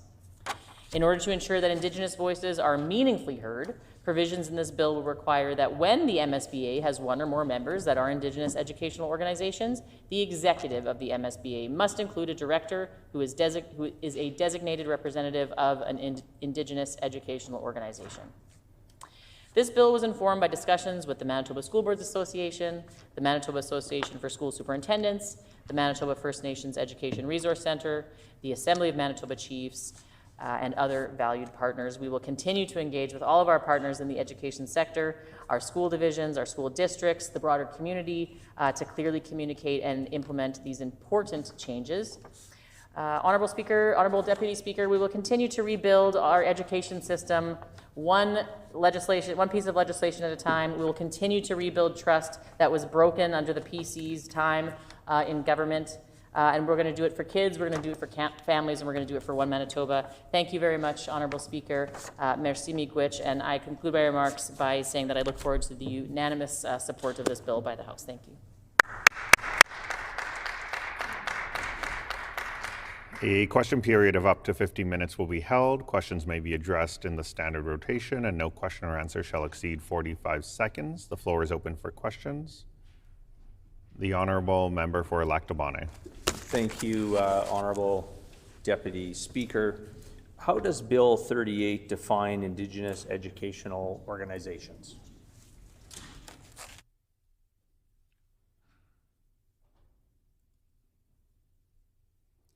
The Honourable Minister of Education and Early Childhood Learning. Yeah, we're very lucky to have so many great partners across our province, including Indigenous educational organizations, such as the Manitoba First Nation Educational Resource Centre. We also know that there are many First Nations here in this great, beautiful province that deliver education themselves on reserve. So these are the type of Indigenous educational organizations that we are talking about. It is defined in the bill, and we also are working in partnership with the MSBA. Obviously, we respect, unlike members opposite who spent their time in government fighting with the Manitoba School Boards Association, attacking their very existence. We work with our partners at the Manitoba School Boards Association, and we look forward to them developing their bylaws that will provide greater certainty, clarity, The Minister's time has expired. The Honourable Member for Lac du Bonnet. Thank you, Acting Deputy Speaker. It is unfortunate and again, unbecoming of an education minister, of course, going with that tone. I thought we were going to have a nice 15 minutes of questions and some answers, but I would like to ask Honourable Deputy Speaker, can the minister give a couple other examples of the Indigenous educational organizations?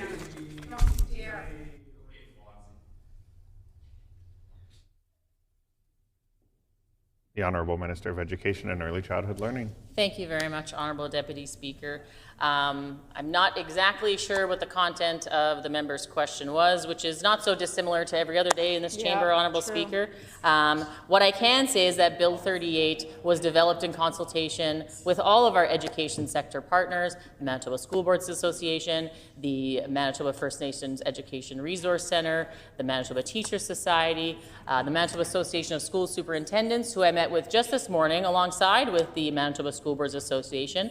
We enjoy a great partnership, and we are very excited for the full support of this House for Bill 38, something that is going to really make great strides and improve education here in Manitoba. Thank you. The Honourable Member for Lac du Bonnet. Thank you, Acting Deputy Speaker. And it is unfortunate that when the Education Minister was trying to listen to my question, the Minister for Families was shouting myself down. So I'll ask another question. So if I can ask the Minister, what is a designated representative? It's unfortunate, Assistant Deputy Minister, that this continues, the heckling from the side there. So I would like to ask, in Bill 38, what is the definition of the designated representative? The Honourable Minister of Education and Early Childhood Learning. Yeah, thank you, Honourable Deputy Speaker. So I guess we'll go back to school here for the member to Lac du Bonnet. If he's not aware, there are copies of the bill available here in the chamber. We also had a bill briefing with a member from Lac du Bonnet. I'm not sure if he picked up a copy of the bill that day, but the question that the member is asking is printed in black and white in the bill. So if he would like me to read clause by clause the bill, I guess that's how he can spend his time here in question periods. This brilliant question from the member of Lac du Bonnet, I will read the definition of a designated representative. Means an individual designated under subsection 5.1 sub 3 to represent an Indigenous education or other organization. The Minister's time has expired. And for the benefit of all members, when I'm in this chair, you can refer to me as Honourable Deputy Speaker. The Honourable Member for Lac du Bonnet. So, okay, so to the Minister, what are the membership requirements for the organizations applying to the association? The Honourable Minister of Education and Early Childhood Learning.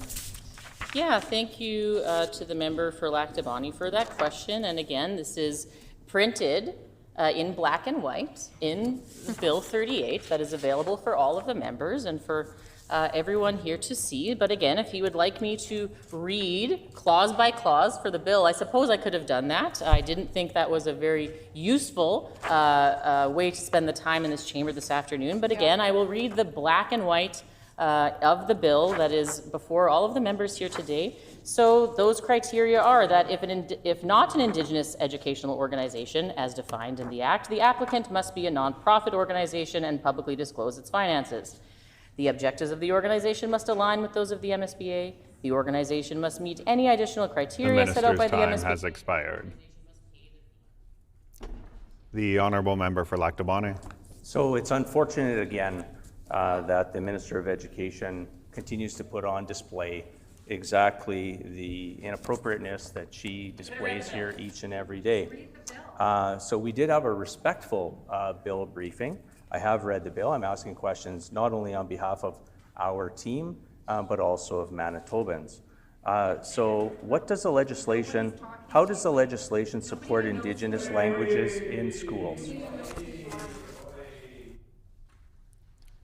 The Honourable Minister of Education and Early Childhood Learning. Yeah, again, you know, we are so grateful to our partners at the MSBA, and there are so many fantastic benefits that come with being a member of the MSBA. I read out some of those during the introduction of the debate of this bill. And so again, there are so many wonderful benefits that come with being a member of the MSBA. So if there are Indigenous educational organizations or other organizations that end up receiving full membership with the MSBA, some of those benefits include labor relations support, human resource support, bargaining support, risk management assessment, education for trustees. There are employee benefit plans. The minister's time has expired. The honourable member for Lac du Bonnet. Thank you. And obviously, the Minister of Education and Early Childhood Learning did not hear my question due to the excessive heckling by her seatmate, the Minister of Families. So I'll repeat the question for the Minister. How does this legislation support Indigenous languages in schools? The Honourable Minister of Education and Early Childhood Learning. Well, again, the Manitoba School Boards Association currently holds a seat at the table for the Manitoba First Nations Education Resource Center. Because of the way that the law is written today, MFNERC cannot hold full membership, but MSBA, like our government, really sees the value in partnering very closely with our Indigenous partners, with our First Nation partners. And so that is why we brought forward this bill today, which talks about membership in the Manitoba School Boards Association. We've also done incredible work across government. I'm so proud to work with the Minister of Advanced Education and Training to make sure that we are finally rolling out here in Manitoba, for the first time in history, Indigenous immersion language programming here in the province of Manitoba. The minister's time has expired. The honourable member for Lac du Bonnet. Thank you, Honourable Deputy Speaker. So I'm asking the Minister, how do you plan to ensure the effective implementation of the amendments regarding the Indigenous languages in school? The Honourable Minister of Education and Early Childhood Learning. Thank you, Honourable Speaker, and I'm glad to get up and speak to Manitobans about the great work that our government is doing in promoting and helping to restore and revitalize Indigenous languages into the classroom here in Manitoba, something that in the past was disallowed. Indigenous languages were disallowed in the classroom. It's our government that's going to make sure that Indigenous languages are returned to the classroom. I'm so happy to get up and talk about that all day long. Unfortunately, there's nothing about Indigenous languages in this bill, so I'm not exactly sure. We're supposed to be debating Bill 38, so if the member from Lac du Bonnet has any questions about the content of Bill 38, I'd be happy to answer them. At the same time, Honourable Speaker, I can stand up here and talk about the good work that our department is doing. The Honourable Minister's time has expired. The Honourable Member for Lac du Bonnet. Thank you, Honourable Deputy Speaker, and the Minister had 10 minutes to put words on the record in regards to this bill, and once again fell short of that, putting on only under 5 minutes, Honourable Deputy Speaker. So what measures will be put in place to monitor the progress of the Indigenous educational organizations after they join the Manitoba School Boards Association? The Honourable Minister of Education and Early Childhood Learning. I'm a bit perplexed by the question. So again, these amendments are amendments that have been requested by the Manitoba School Boards Association, by the Manitoba First Nation Education Resource Centre. Like I said, those organizations already have a partnership. What they have asked our government to do and what we are listening is to provide the legislative framework to allow them to formalize that relationship. I've read about the benefits of becoming a member of the Manitoba School Boards Association. I'm a bit quite frankly, offended by the suggestion that there's some need for the minister now to analyze and see what's going on at MFNERC. We have full trust in our partners in education. We believe in their local autonomy. We trust the great work that we're doing. This bill, again, is about membership in the Manitoba. The minister's time has expired. The Honourable Member for Lac du Bonnet. So once again, the Minister of Education and Early Childhood Learning stands up and congratulates the good work that we did in the Department of Education in regards to Indigenous education and inclusion and reconciliation, Honourable Deputy Speaker, because she wants to try to take some credit, but at least she's giving the credit to the department because we know that she has not moved anything in that manner at all. So, in regards to bullying, can the Minister explain how the issue of bullying in schools and the expected impact on school culture is being targeted in Bill 38? The Honourable Minister of Education and Early Childhood Learning. Thank you, Honourable Speaker. And again, I'm so grateful that Manitobans are watching today because once again, the member from Lac du Bonnet really shows his hand. The hypocrisy to get up and ask a question about bullying, but to start that question by doing what he does day after day after day after day, which is to get in here and bully me. The personal attacks on my credibility, attacks on my intelligence, how long I speak. He's quite frankly obsessed with it, Honourable Deputy Speaker.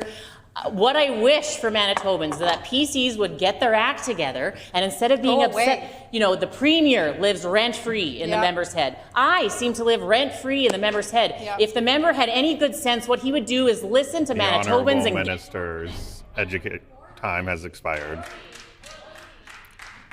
The Honourable Member for Lac du Bonnet. Honourable Deputy Speaker, the only one that's shouting and doing personal attacks in this chamber is the Minister of Education and Early Childhood Learning, as well as the Minister of Families, but this is nothing new for you-know-who. So I would like to ask, Minister of Environment's chiming in, is here defending as usual. What feedback have you received from the Indigenous communities regarding the proposed changes to Bill 38? We actually all like each other. The Honourable Minister of Education and Early Childhood Learning. Thank you, Honourable Speaker. Again, if the member from Lac du Bonnet had showed up today to do his job, if he would, just like he doesn't listen to Manitobans, he clearly is not listening here in debate. We've already answered this question.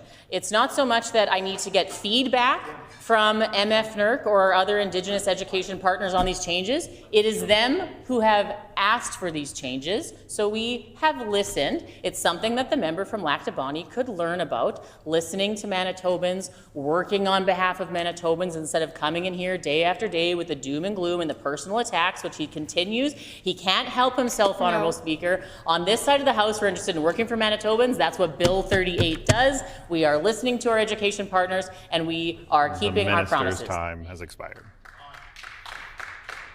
The Honourable Member for Lac du Bonnet. Can the Education Minister let Manitobans know that in 51 sub-bracket 2 in the bill, how many of these individuals exist in the province today? The Honourable Minister of Education and Early Childhood Learning. Ooh, Okie dokie. So, again, Honourable Speaker, I don't know what sort of games that the member opposite is playing. Again, I will refer him to, again, that every member of this Legislative Assembly was given a copy of the bill. What he's referring to is the part of the bill that we have brought in to finally legislate, something that the previous government failed to do, and that superintendents, the Manitoba Association of School Superintendents, who I met with just this morning, and I thank them so much for their incredible work and their partnership, have been asking for this for decades. The previous government, in his time as a failed education minister, failed to listen. We are finally listening to the superintendents. We are going to bring in this legislation to make sure that every single school division in this province has a superintendent with a teaching certificate, something that the member has expired. And with that, the time for questions has expired. The floor is open for debate. The honourable member for Lac du Bonnet. Thank you.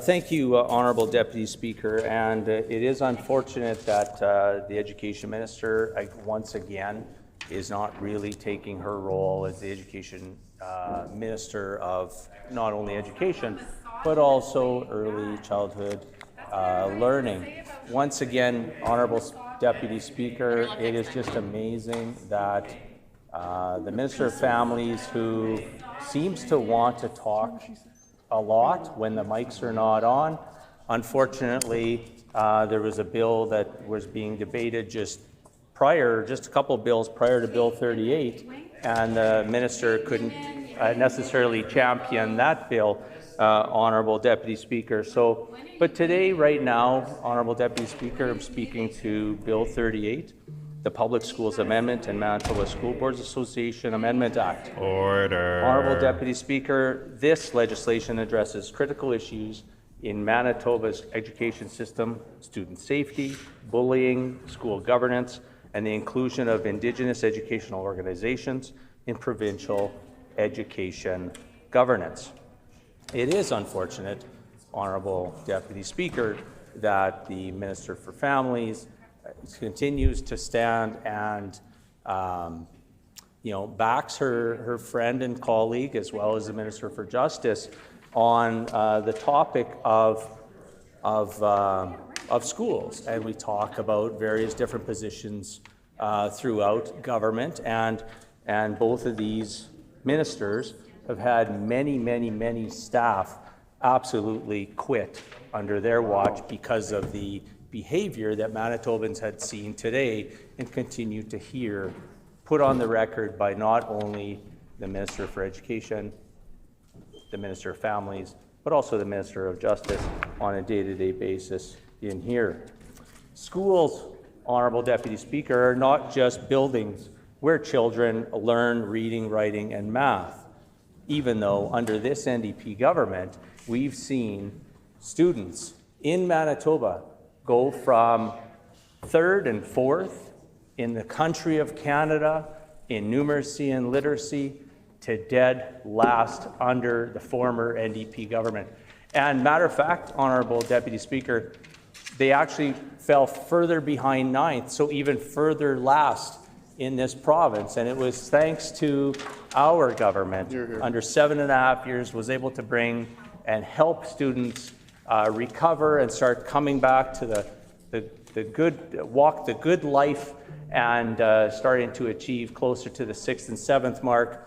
What worries me with the attitude of the Education Minister, Honourable Deputy Speaker, is that those students will start to slide. And I think because when we see on a day-to-day basis, we see the bullying happen from the NDP benches on a day-to-day basis.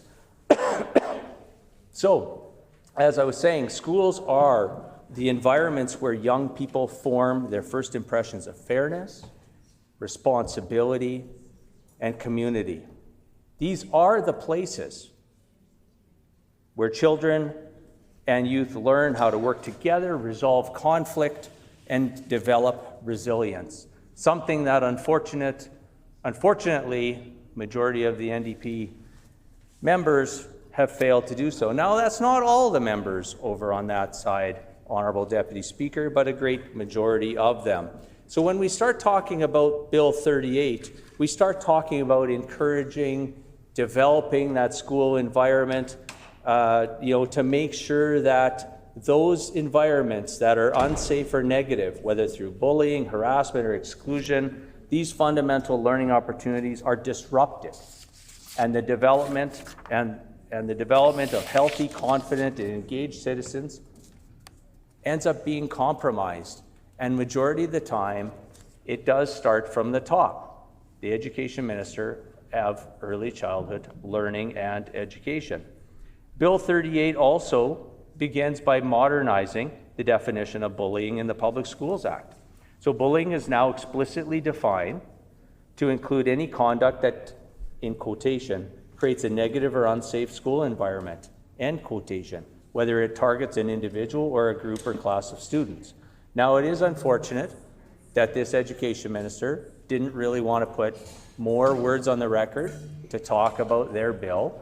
They couldn't bring it forward, Honourable Deputy Speaker, in the time allotted between March, the beginning of March, and now. But that also points to the failures and the lack of dedication and work of the Families Minister, who is the government House Leader, Honourable Deputy Speaker. And I know that some members of the NDP bench are nodding in agreement to that, because they have seen that for the last 2.5 years already. We see that this legislation recognized the role of technology and artificial intelligence. Oh, Honourable Deputy Speaker, I hear the Minister of Advanced Education wanting to get up and put a few words on the record, but she actually had a chance already. And we actually, in this chamber, we have certain rules where if it gets past a certain time, it's unfortunate, but other members can't put words on the record. So I would encourage the Minister for Advanced Education to speak to their government House Leader to maybe get some of these bills rolling a little bit sooner, maybe read the rules book and get it rolling here in the Manitoba Legislature a bit sooner. The Honourable Deputy Speaker, it's unfortunate that I'm being heckled from that side of the bench again, but again, it's nothing new with this group of the NDP, not only ministers, but backbenchers as well. We must remember, Honourable Deputy Speaker, that bullying is more than a disciplinary issue. It has profound impacts on mental health, student engagement, and educational outcomes. Research shows that students who experience bullying are more likely to struggle academically, suffer from anxiety and depression, and disengage from school altogether. We are seeing this on a day-to-day basis, Honourable Deputy Speaker, with the fact that right here in Manitoba, truancy is growing. It seems to be on a everyday matter. I do know that some of the local groups are getting together to try to come up with some solutions to this. Matter of fact, this coming Thursday, there's many groups getting together with Winnipeg School Division and try to come up with some solutions.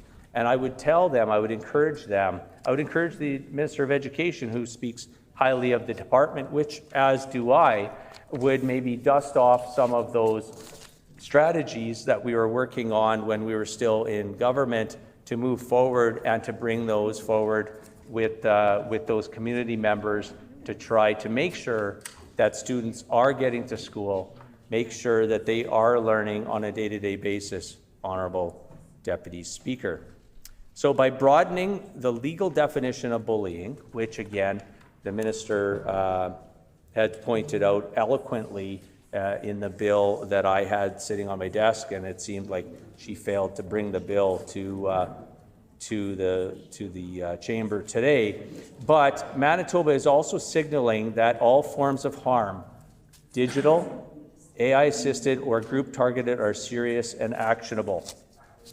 It is going to be interesting also that we see, and I mean the Minister couldn't answer the question, but I had basically asked the Minister a question on how many superintendents today are practicing in Manitoba without a teacher's license. And so this was something that the Minister couldn't answer, wouldn't answer, I don't know what really why she took offense to that question, but I'm assuming that when this bill passes today and through committee, we'll hear from community members on Bill 38.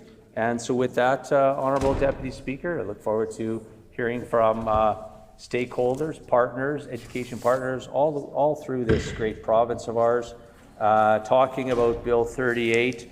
I look forward to the many people showing up, because according to the Minister of Education, there's going to be many partners, many stakeholders coming to speak in favor of this bill. I look forward to seeing all of those individuals at committee on Bill 38 whenever that committee gets called. Thank you for the opportunity, Honourable Deputy Speaker.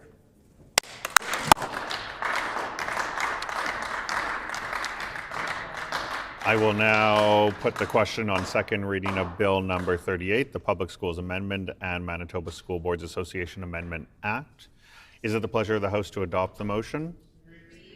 Agreed and so ordered. We'll move on to second reading of Bill 41, the Promoting Inclusion in Amateur Sport Act. The Honourable Minister of Sport, Culture, Heritage and Tourism. Thank you, Honourable Deputy Speaker. I move, seconded by the Minister of Transportation and Infrastructure, that Bill 41, the Promoting Inclusion in Amateur Sport Act, voire sur la promotion de l'inclusion dans le sport amateur, be now read a second time and be referred to a committee of this House.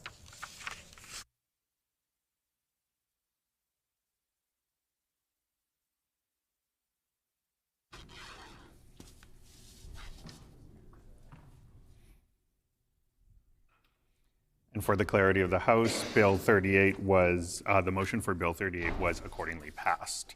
So it has been moved by the Honourable Minister of Sport, Culture, Heritage and Tourism and seconded by the Honourable Minister of Transportation and Infrastructure that Bill number 41, the Promoting Inclusion in Amateur Sport Act, Loi sur la promotion de l'inclusion dans le sport amateur, be now read a second time and be referred to a committee of this House. The Honourable Minister of Sport, Culture, Heritage and Tourism.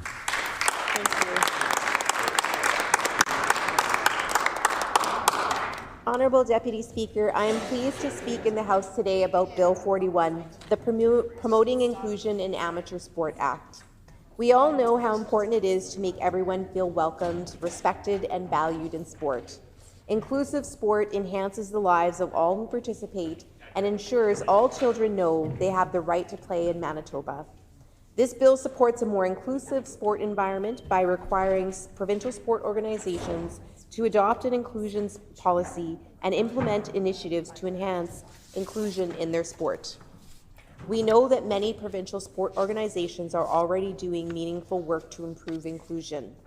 However, we also know that those efforts are uneven across the sport system. Some organizations already have policies and initiatives in place to help enhance inclusion in their sport, while others lack the capacity, consistency, or clarity to move beyond good intentions. This bill provides a formal, consistent framework that will move inclusion from best practice to a shared responsibility and provide long-term stability regardless of leadership or other changes within a sport. These efforts will result in reduced barriers for Manitobans accessing amateur sport. This bill recognizes the important work already happening in amateur sport and building on these efforts by providing clarity, consistency, and accountability. Ultimately, it is about ensuring that everyone in Manitoba who wants to participate in amateur sport has a fair opportunity to do so, and that our sport system reflects the diversity and values of the province. I ask that my colleagues on all sides of the House support this bill to strengthen the inclusion in amateur sport. Thank you, Honourable Deputy Speaker. A question period of up to 15 minutes will be held. Questions may be addressed in the standard rotation, and no question or answer shall exceed 45 seconds. The floor is open for questions. The Honourable Member for Lac du Bonnet. Thank you, Honourable Deputy Speaker. Who's responsible for establishing the core inclusion policy?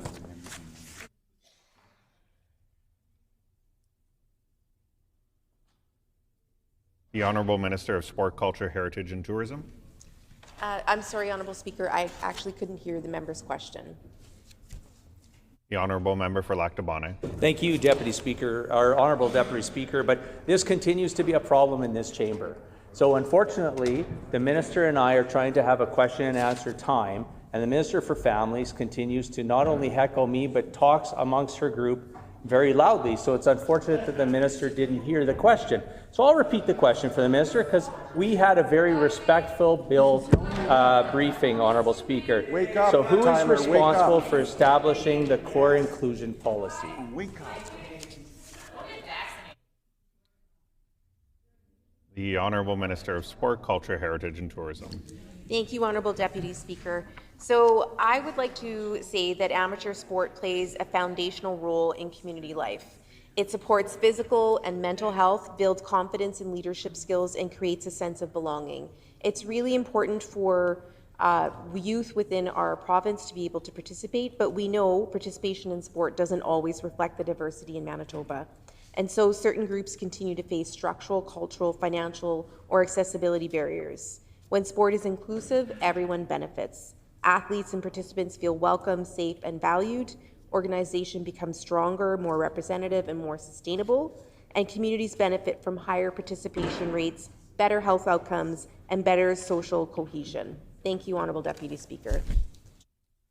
The Honourable Member for Lac du Bonnet. Thank you, Honourable Deputy Speaker. So once again, I will repeat the question for the Minister because, again, the Minister of Families was busy yelling from across the chamber. Yeah. And now the Minister for Education is standing there, sitting there, and calling me a liar from across when the Minister had a chance to answer questions a few minutes ago. So I asked the Minister again, who is responsible for establishing the core inclusion policy? The Honourable Minister of Sport, Culture, Heritage and Tourism. Thank you, Honourable Deputy Speaker. So with regards to this bill, the framework will be developed. We'll be working with Sport Manitoba, who is the body that our province provides funding to for amateur sport in the province, and they will be working to develop the framework in order for this to go forward. Thank you. The Honourable Member for Lac du Bonnet. Thank you to the Minister for that answer. Thank you. That was the question, that was the answer answered. Thank you very much. So which organizations must adopt this inclusion policy? The Honourable Minister of Sport, Culture, Heritage and Tourism. So the folks who will be adopting this policy will be the provincial sport organizations who are responsible for amateur sport. There are also a few others that I would like to give the answer to, which I want to ensure I'm looking at my notes here to provide that. Sorry, give me 1 second so that I can provide a clear list.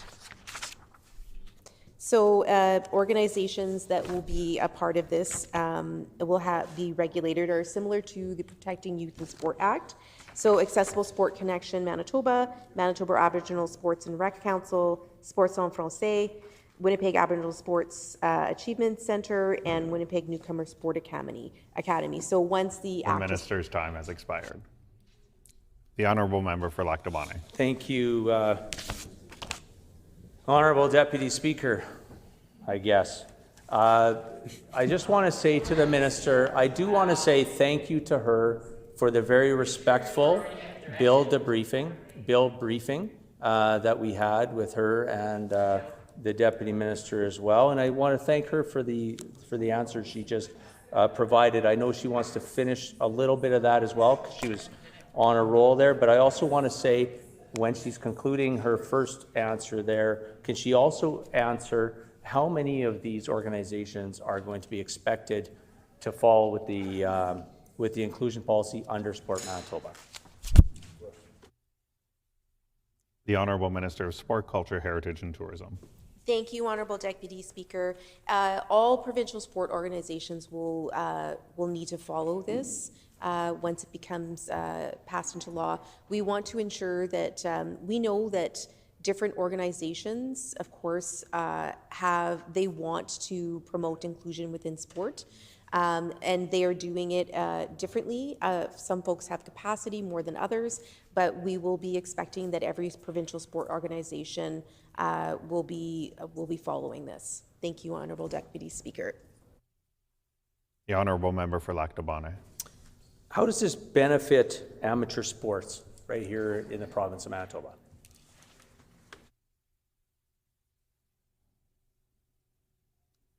The Honourable Minister of Sport, Culture, Heritage and Tourism. Thank you, Honourable Speaker. This will benefit sport amateur sport within Manitoba because we know and we want to ensure that all children know that they have the right to play, that they are welcomed, that they feel safe, that they have the ability to take part in provincial in sport. And so our government wants to ensure that inclusion is embedded within governance, within sport organizations, that the boards will be taking training that will be mandatory to ensure that they are understanding how important inclusion is in sport, and they'll be keeping track of demographics with the people that are providing. The Minister's time has expired. The Honourable Member for Lac du Bonnet.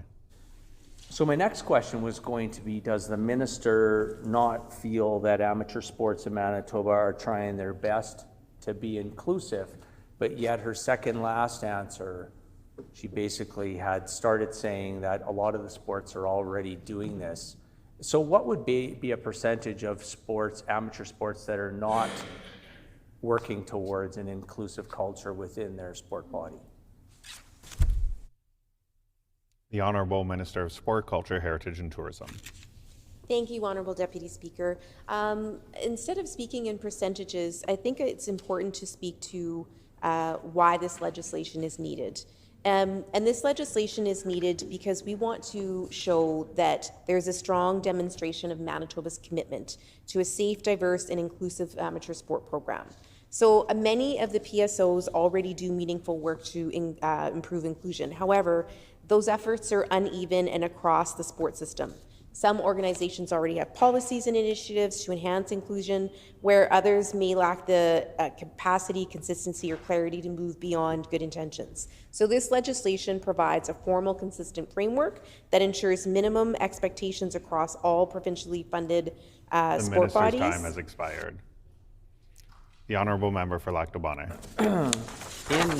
In Bill 41, it states that in 6-1, under participant assessment, a provincial sport organization must conduct an assessment of participants in its sport to obtain general demographic information about the participants to determine if there are underrepresented groups in the sport. So I'd like to ask the Minister, how does Bill 41 define underrepresented groups within the context of amateur sports?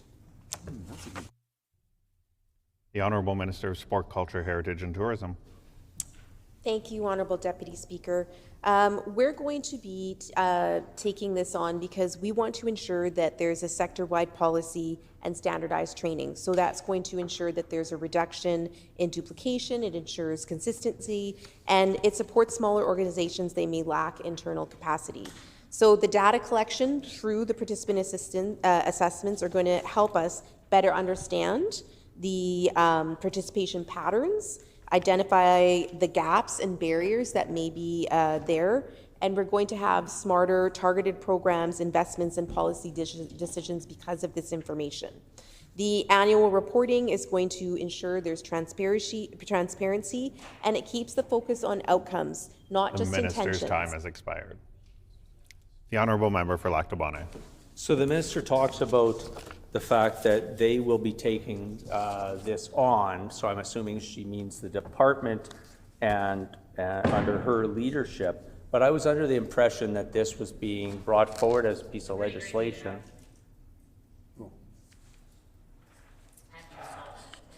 So the Minister of Education just continues, just can't help themselves, The Speaker Honourable does nothing. Deputy Speaker. The Speaker does So nothing. I'd like to know, in regards to this Bill 41, are they going to be providing a working document to Sport Manitoba, or are they expecting Sport Manitoba to start from scratch?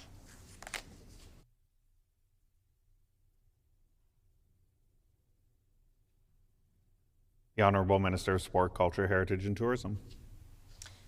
Thank you, Honourable Deputy Speaker. So I'd like to thank the member opposite for the question there. So Sport Manitoba has the expertise. They're aware, they are the experts in this field, and so they are going to be the ones who are going to be building out this framework. They will take documents, if they exist currently, that may be,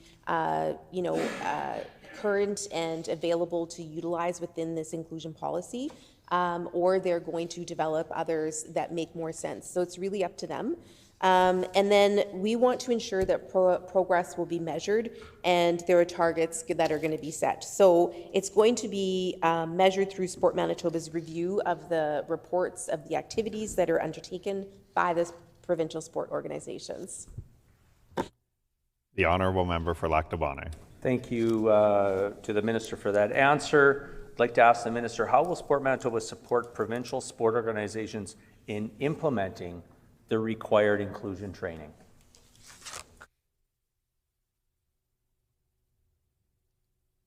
The Honourable Minister of Sport, Culture, Heritage and Tourism. Thank you, Honourable Deputy Speaker.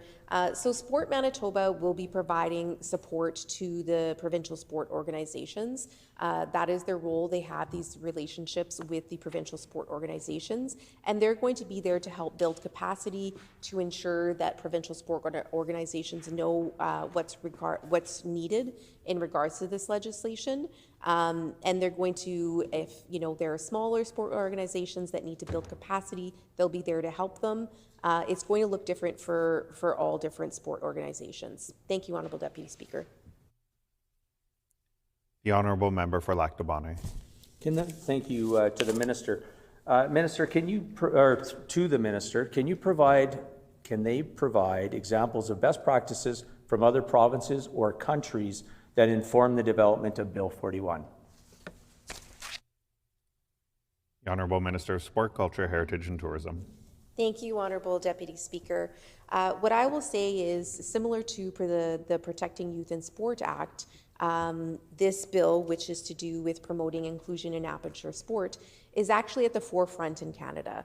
We have other provincial jurisdictions who are going to be looking at Manitoba and are very interested in what we're doing here. So we haven't been able to utilize any examples from other provinces or territories because we're at the leading pack of this. Thank you.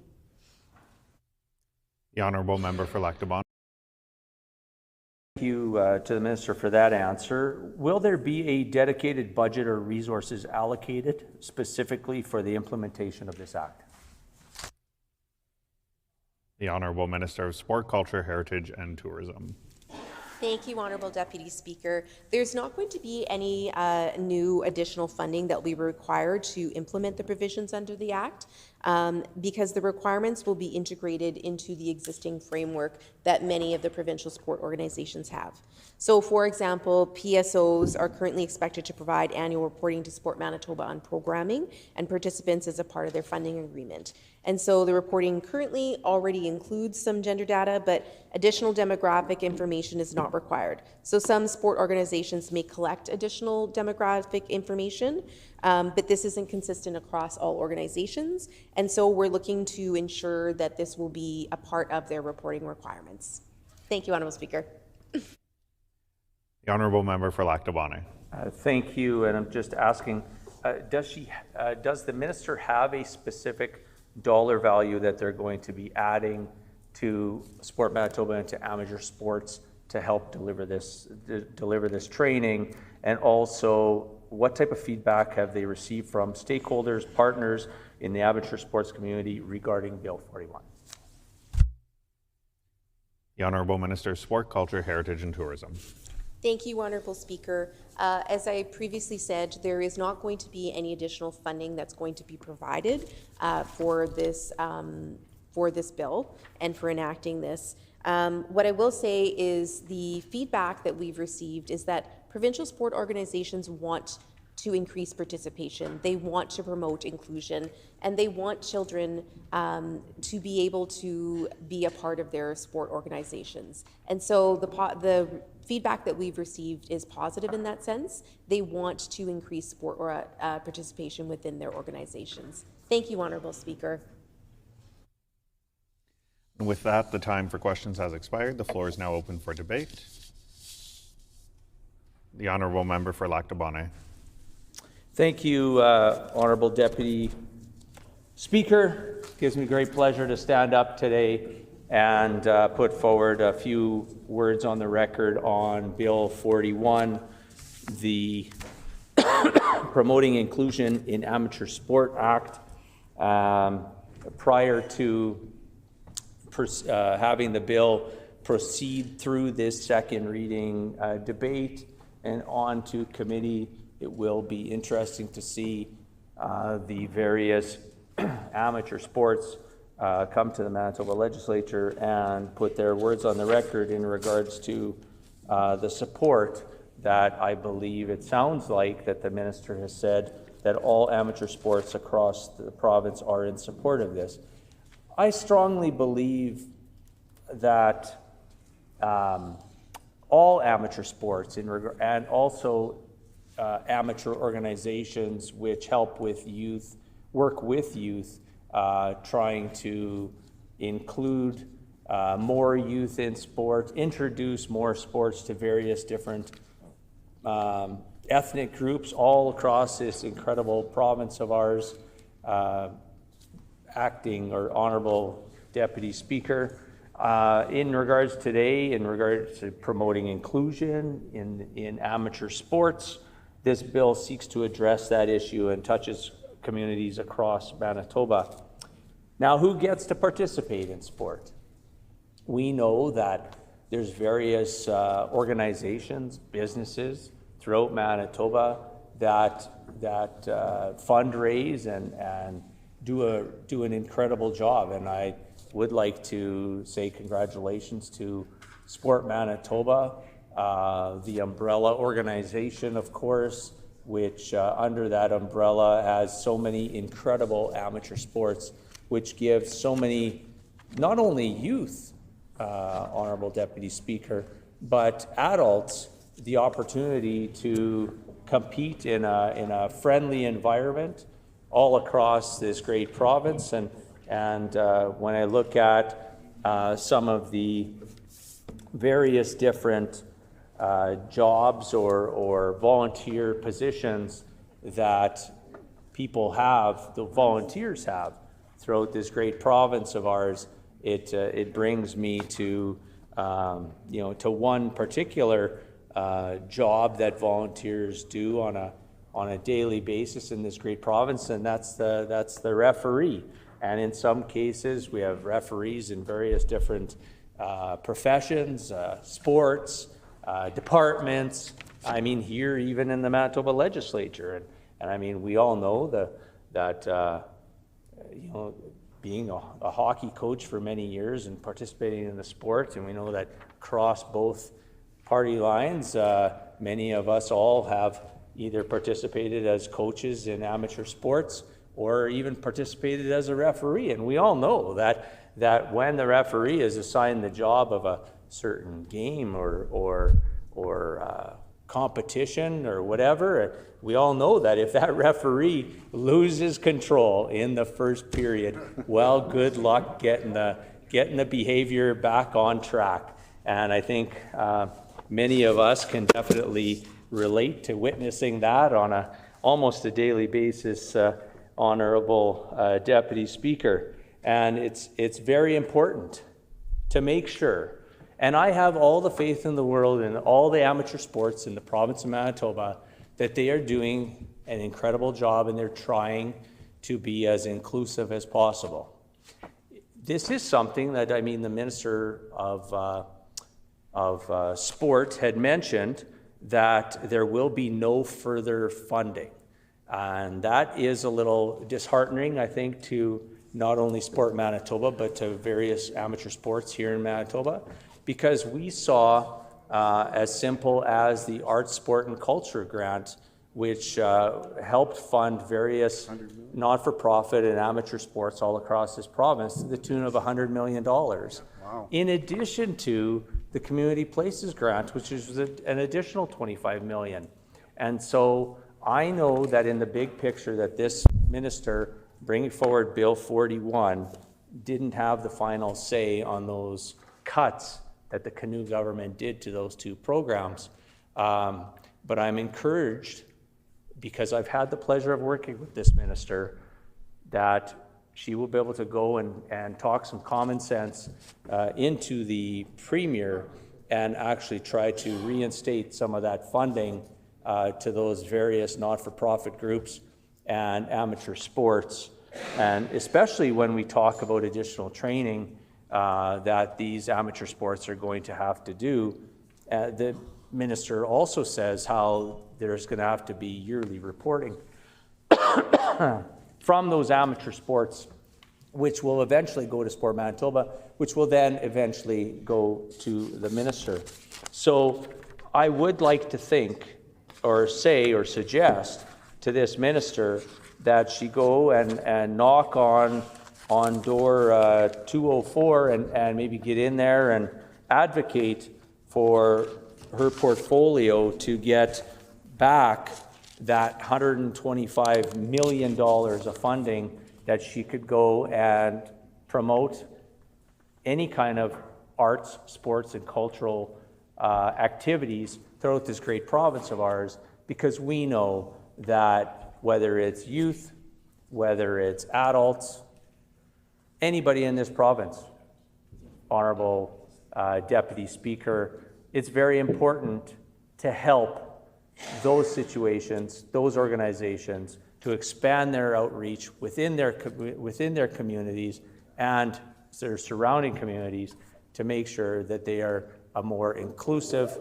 inviting organization. And I do, again, Honourable Deputy Speaker, want to make sure that it gets on the record that I do believe that these organizations are working very hard to get that done, but unfortunately, under this Canoe government, they're finding it tougher and tougher because of the affordability factors, not only to the parents and guardians, but also just to the adults that are trying to take some time out of their busy schedules and maybe go and participate in a amateur sport.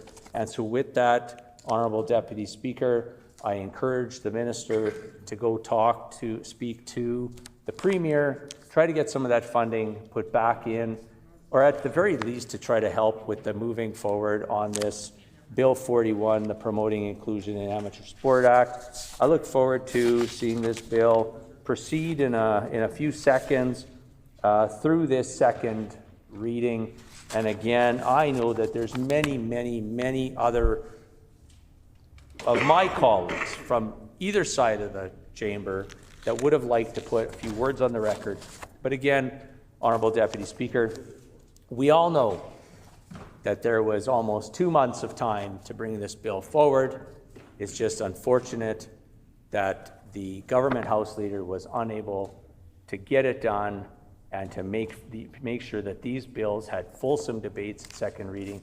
I look forward to seeing this bill go to committee. Thank you for the opportunity.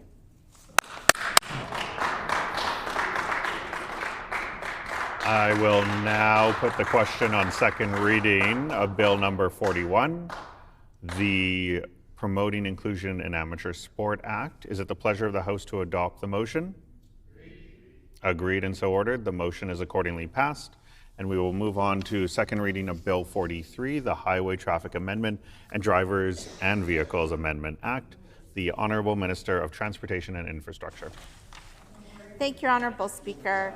I move, seconded by the Minister of Justice, that Bill number 43, the Highway Traffic Amendment and Driver and Vehicles Amendment Act, be now read a second time and referred to a committee of this House.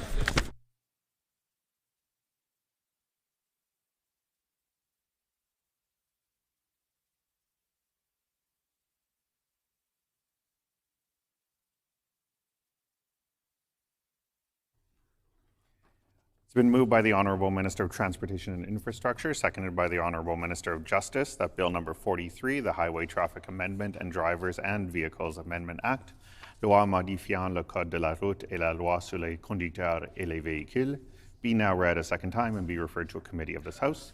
The Honourable Minister of Transportation and Infrastructure.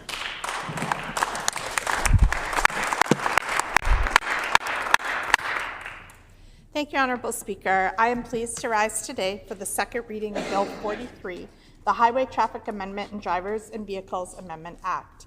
The bill includes 4 initiatives that will enhance safety for all Manitobans. The first initiative brings forward amendments to the Highway Traffic Act to govern the use of personal electric vehicles on public roads.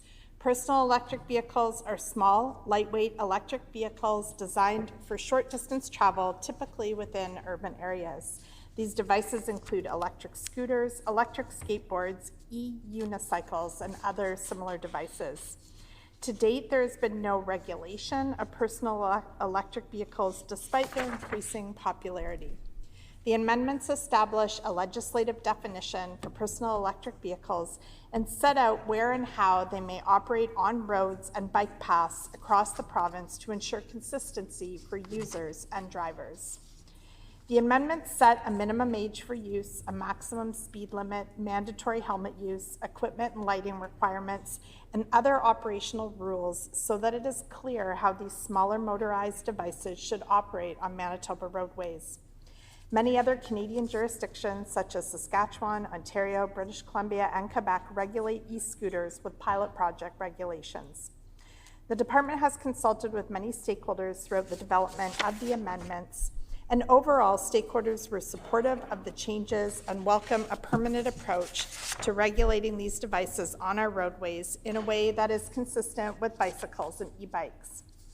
The second initiative brings forward amendments that will require overweight and over-dimensional vehicles and trailers to be registered and plated. Vehicles that exceed Manitoba's maximum allowable road weights and dimensions under law may only be operated on roads under a special permit issued by Manitoba Transportation and Infrastructure. The existing law allows this permit to be a form of vehicle registration. Overweight and oversized vehicles are traveling on roads without registration and license plates, making them difficult to identify. These amendments will enable law enforcement and the public to identify the vehicle's owner in the event of a collision or infrastructure damage. It will also help ensure the vehicles are properly inspected and insured. Under the proposed changes, overweight and overdimensional vehicles falling within existing commercial truck and commercial trailer classifications would be required to be registered and plated similar to other Canadian jurisdictions, including British Columbia, Alberta, Saskatchewan, Ontario, and Quebec. Overweight and overdimensional vehicles outside of these classifications, such as infrastructure equipment, would continue to operate under permit alone as they are typically being driven or towed under specific conditions. The amendments were drafted in consultation with many industry stakeholders, law enforcement agencies, and municipalities. The third initiative brings forward amendments that would define three-wheeled vehicles under the Highway Traffic Act and create permanent safety rules for the use of these vehicles. Since 2015, Manitoba Public Insurance has registered these vehicles under a pilot project. Although registered as motorcycles, they may be operated by a person holding a Class 5 license.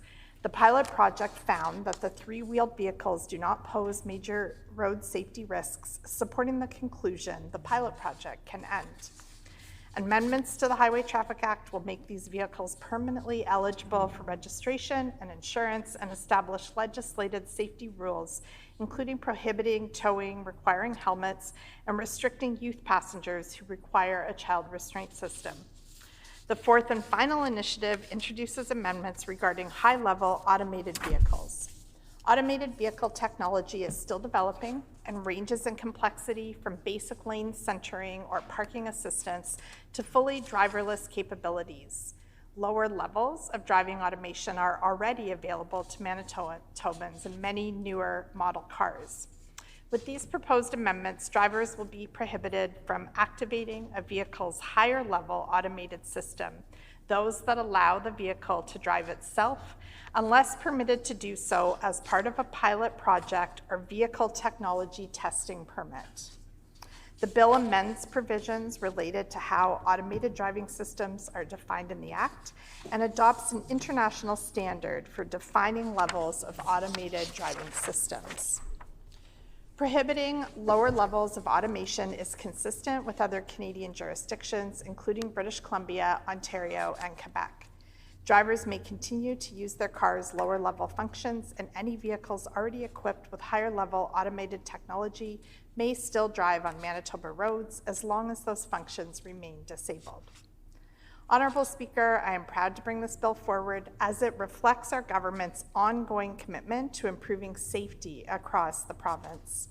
I look forward to moving this legislation forward. Thank you, Honourable Speaker.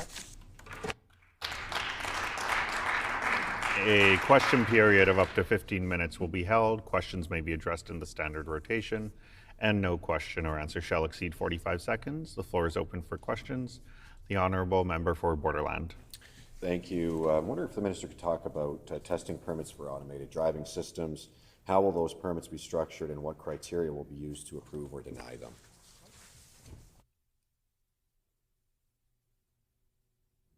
The Honourable Minister of Transportation and Infrastructure. Thank you, Honourable Speaker. I apologize, I didn't quite hear the very first part of that sentence. I'm not sure if the member is referring to potential pilot projects for automated vehicles. If so, nothing like that is in the works right now, but as we're amending the legislation, we're preparing for something that could be brought forward in the future. And if I misunderstood the question, I will listen more carefully the second time. The Honourable Member for Borderland. Yep, thank you, and I thank the Minister for that answer. How many stakeholders were consulted and what feedback was received? The Honourable Minister of Transportation and Infrastructure. Okay, thanks. There are multiple parts to this bill, so kind of depending on which part we're talking about.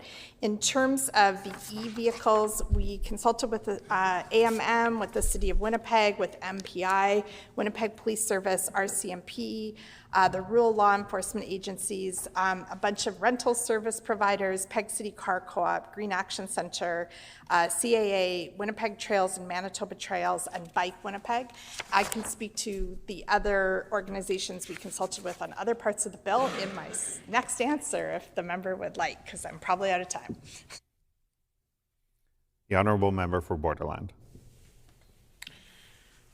Enforcement is a key part of this legislation. I'm wondering how will power output limits and operating rules for personal electric vehicles actually be enforced on the ground?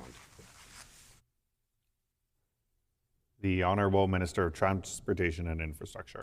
Yeah, thank you, Honourable Speaker. I mean, that's a reasonable question. Enforcement is always a challenge.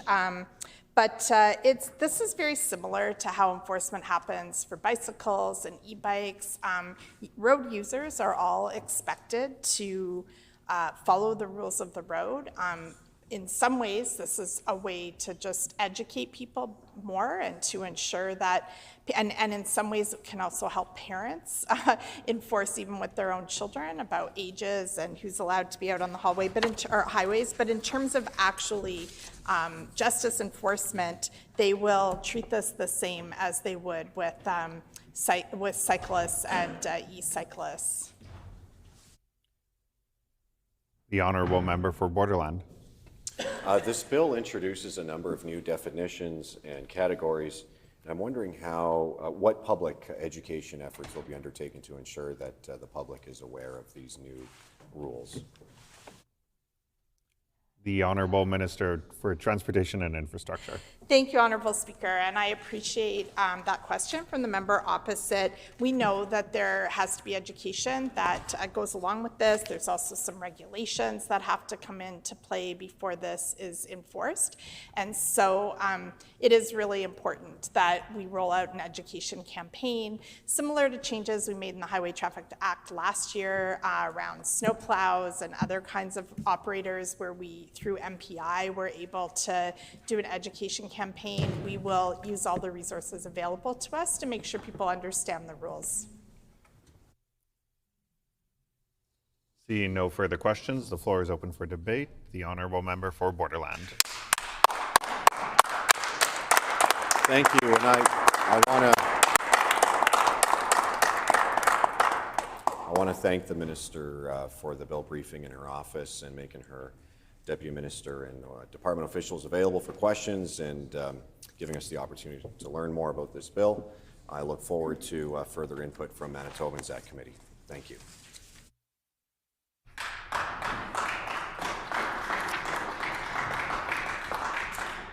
I will now put the question on second reading of Bill number 43, the Highway Traffic Amendment and Drivers and Vehicles Amendment Act.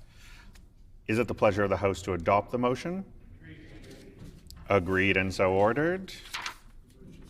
The motion is accordingly passed. The honourable member for Waverley. Is it the will of the House to call it 5? Is it the rule of the House to, or will of the House to call it 5? The hour being 5 p.m., this House is adjourned and stands adjourned until 1:30 p.m. tomorrow.